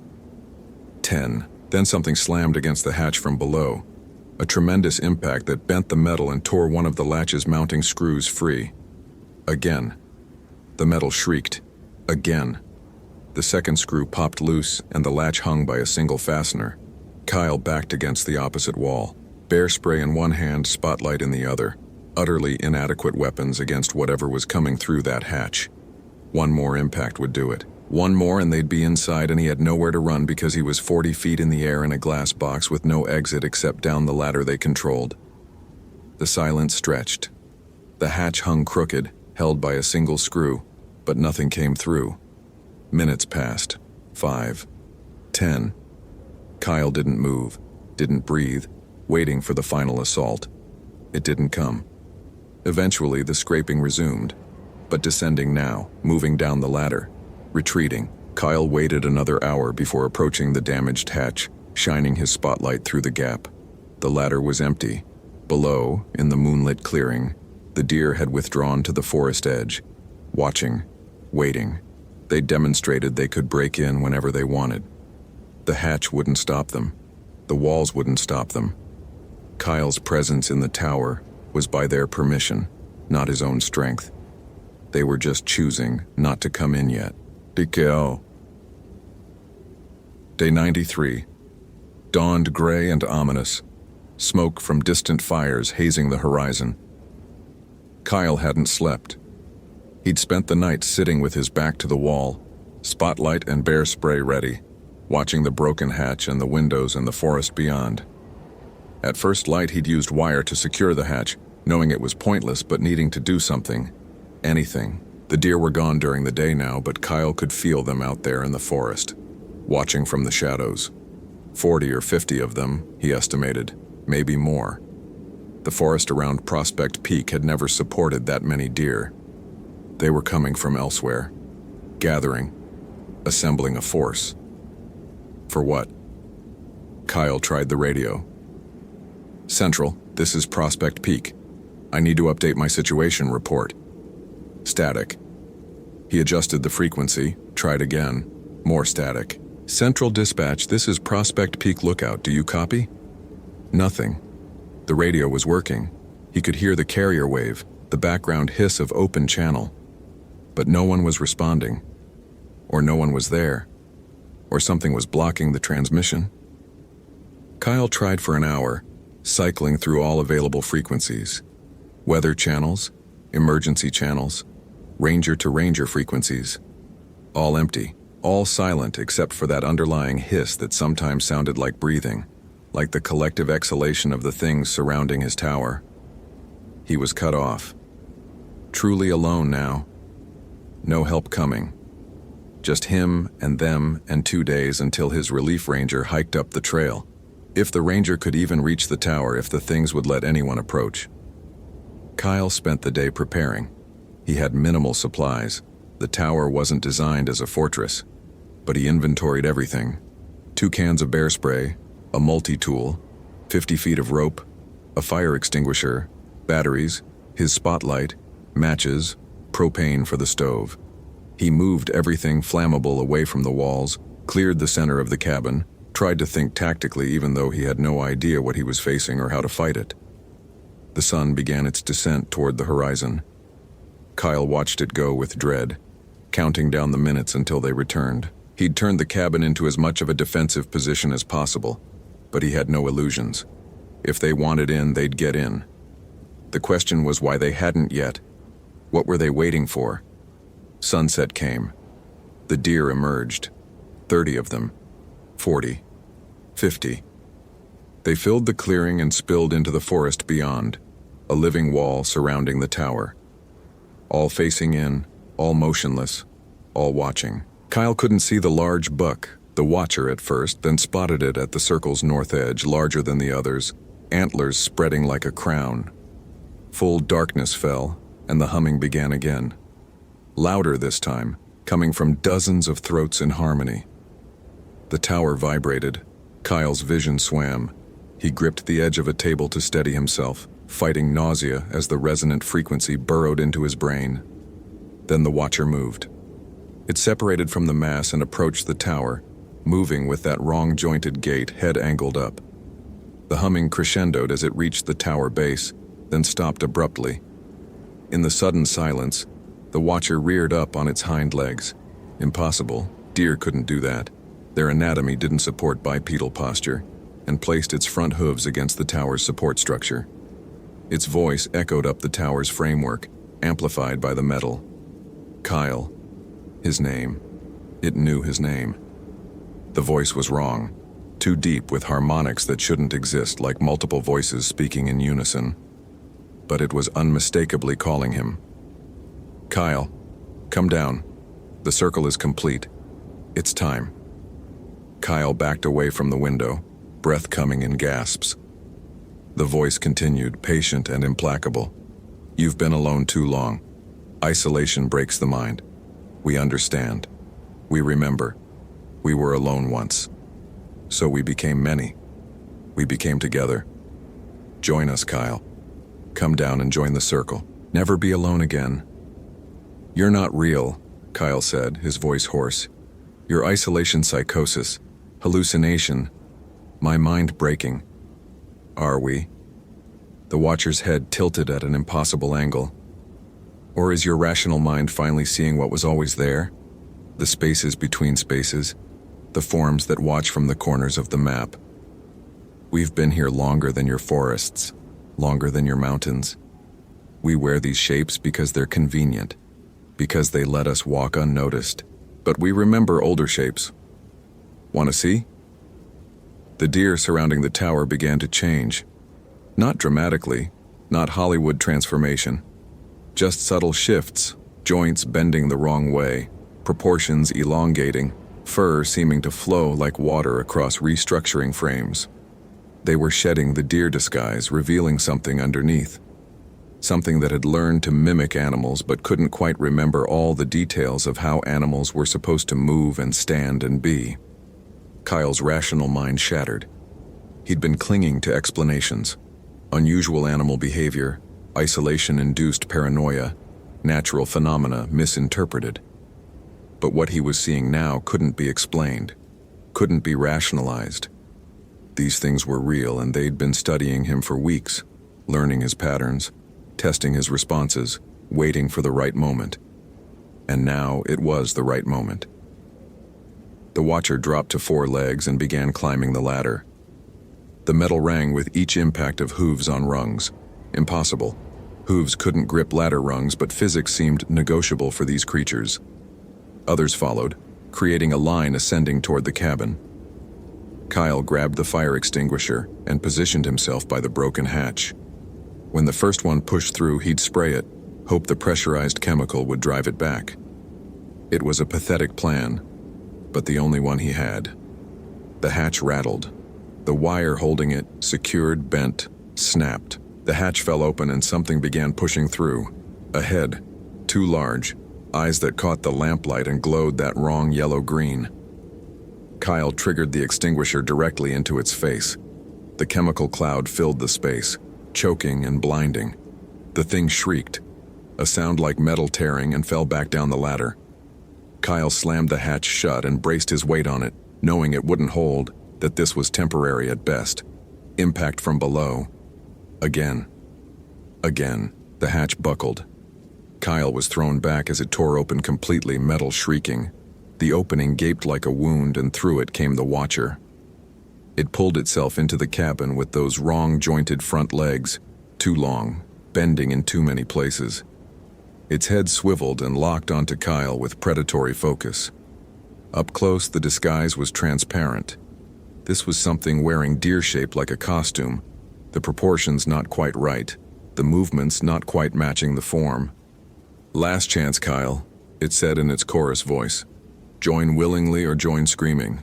Both ways end the same. Alone becomes together. One becomes many. The circle closes." Kyle threw the emptied fire extinguisher. It bounced off the creature with no effect. He grabbed his spotlight and shone it directly in the thing's eyes, hoping light would do what chemicals hadn't. The Watcher didn't flinch. It advanced, hooves scraping on the floor, backing Kyle against the windows. "Nowhere to run," it said. "Tower too high to jump.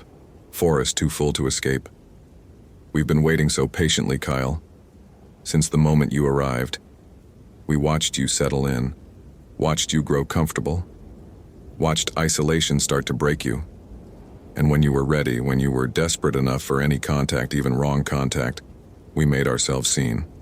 Let you notice us. Because prey that's been alone too long will accept any company. Even ours." Other shapes were emerging through the hatch now, filling the cabin, surrounding him. Kyle could smell them. Not animal musk, but something else, something metallic and cold and old. They pressed closer, and he had nowhere left to go, just the windows at his back and 40 feet of empty air beyond. The Watcher reached out with one foreleg, the hoof dissolving into something like fingers. Too many joints, too many angles. "It's time," it said. "Time to stop being alone. Time to join the circle. Time to become we." Kyle felt the fingers' hooves touch his chest, felt something cold seeping through his clothes, through his skin, reaching for his heart. Felt his own thoughts beginning to blur and multiply. His sense of self fracturing and dividing like a cell undergoing mitosis. And in that moment of dissolution, a memory surfaced. Training. Fire lookout training. What to do if the tower was compromised, if you had to evacuate, if the only option was down. Kyle grabbed the rope from his equipment pile, 50 feet rated for climbing. He'd secured one end to the anchor point by his cot weeks ago as a safety measure, a last resort emergency escape. Now he wrapped the other end around his waist in a hasty, repelling knot, said a prayer to gods he didn't believe in, and threw himself backward through the window. Glass shattered. Cold air rushed past. The rope snapped tight and Kyle slammed against the tower's support structure 40 feet above ground, the impact driving air from his lungs. Above, the creatures shrieked in unison, a sound of pure, frustrated rage. Kyle didn't wait. He descended hand over hand, rappelling down the tower, ignoring the burn in his palms and the creatures pouring out of the cabin above, scrambling down the external structure like enormous spiders. 20 feet, 10, 5. His boots hit dirt and he ran. The forest was full of them. Dozens, hundreds maybe. They moved between trees in a coordinated swarm, trying to cut off his escape routes, herd him back toward the tower. But Kyle knew this mountain, knew the trails and the rock formations and the hidden paths. He ran through darkness, spotlight forgotten, navigating by moon and starlight and desperate memory. Behind him, the collective shriek rose and fell, a siren of pursuit. They were faster than him, tireless where he was already gasping for breath. But they were pack hunters accustomed to surrounding and overwhelming. Single prey running a random pattern confused them, forced them to adapt their strategy on the fly. Kyle broke through a line of brush and found himself on the trail, the main hiking path down the mountain. 3 miles to the ranger station at the base. 3 miles of exposed trail where they could catch him easily, but also 3 miles of downward slope where gravity was his ally, and their quadrupedal forms less efficient. He ran harder than he'd ever run, legs burning, lungs screaming. The shrieking behind grew louder, closer. He could hear the scrabble of hooves on stone, the rustle of many bodies moving through undergrowth in parallel. They were flanking him, trying to cut him off at the switchbacks where the trail doubled back. One of them burst from the trees ahead, the Watcher, antlers silhouetted against stars. It positioned itself in the center of the trail, blocking his path. Kyle didn't slow. He lowered his shoulder and charged, hitting the creature's center mass before it could react, feeling that wrong texture of too many joints buckling under the impact. They both went down in a tumble of limbs and antlers. Kyle rolled to his feet first and kept running, left arm streaming blood from antler gashes he didn't feel yet. More switchbacks, more trail. The sounds of pursuit were everywhere now, ahead, behind, to both sides. They'd given up trying to hurt him and simply surrounded him in a moving sphere, closing gradually, patient in the knowledge that he'd eventually tire. And then lights, human lights. The ranger station ahead, windows glowing yellow. Kyle put everything he had left into a final sprint, crashed through the door without slowing, slamming it behind him. Found himself face to face with 3 rangers he'd never seen before, who stared at him in shock as he collapsed, gasping. "Lock the doors," he managed. "Windows. Lock everything. They're right behind me." "Who's behind you?" One of the rangers moved to the window, peered out. "I don't see anyone." Kyle crawled to the window and looked. The forest was empty. Silent. No creatures. No pursuit. No sign that anything had chased him down 3 miles of mountain trail. Just trees and darkness and the distant call of an owl. They were there, Kyle said, but even to his own ears it sounded insane. They were right there. Hundreds of them. They broke into my tower. One of the rangers was already on the radio, calling for medical evac. Another wrapped Kyle's bleeding arm in bandages. The third kept watching him with the careful wariness of someone dealing with a mental health crisis. "You're Kyle Mercer, right? From Prospect Peak?" At Kyle's nod. "We've been trying to reach you for 2 days. Radio's been out. Figured maybe a lightning strike took out your equipment. Didn't expect." He gestured vaguely at Kyle's disheveled, bleeding state. "They were in the tower," Kyle insisted. "Dear but not dear. They could talk. They wanted me to join them, to become part of their circle. I barely got out." The rangers exchanged glances. Kyle could see them making the calculation. 3 months of isolation, obvious psychological break, possible self-injury, needs immediate psychiatric evaluation. "We believe you," one of them said in a tone that meant exactly the opposite. "Just rest. Help's coming. You're safe now." But Kyle wasn't sure he was safe. Wasn't sure safety was even possible when you'd seen what he'd seen. Because as he sat there, wrapped in a blanket and drinking water a concerned ranger pressed into his hands, he could see out the window, could see the tree line, could see 7 deer standing motionless at the forest edge, watching the ranger station, watching him.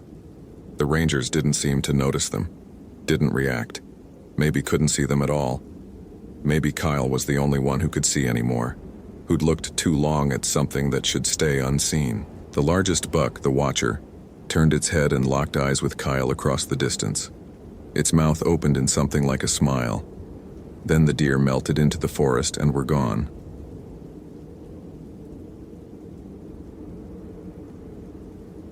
Official Incident Report.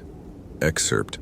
Ranger Kyle Mercer was extracted from Prospect Peak Fire Lookout on August 22, 2019, following a psychological episode attributed to acute isolation syndrome. Subject presented with paranoid delusions, claiming to be pursued by hostile wildlife. Minor injury sustained, consistent with self-inflicted trauma during confused state. Radio equipment at Prospect Peak Lookout was found non-functional due to damaged antenna assembly. Cause: consistent with animal activity. Several components showed bite marks and scratch patterns matching native deer population.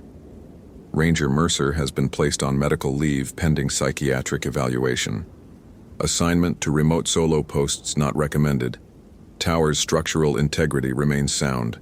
Emergency repairs to floor hatch completed. Station returned to operational status August 30, 2019, with 2-person crew assigned. Note: new crew reports unusual deer activity around tower during evening hours. Recommend wildlife management consult regarding possible habituated deer population. Adieu go. Kyle never returned to fire lookout duty. He took a desk job with the Forest Service in Sacramento, processing permits and reviewing reports. Safe, boring, human. But sometimes, driving home from work, he'd catch movement in his peripheral vision. A shape at the roadside that looked like a deer but moved wrong. Or he'd see 7 deer arranged in a circle in a park, all facing inward, all motionless. Or he'd hear underneath the city's ambient noise a faint humming that made his teeth ache. The watcher had said the circle was complete. That alone would become together. That one would become many. Kyle had escaped the tower, but he'd never really escaped.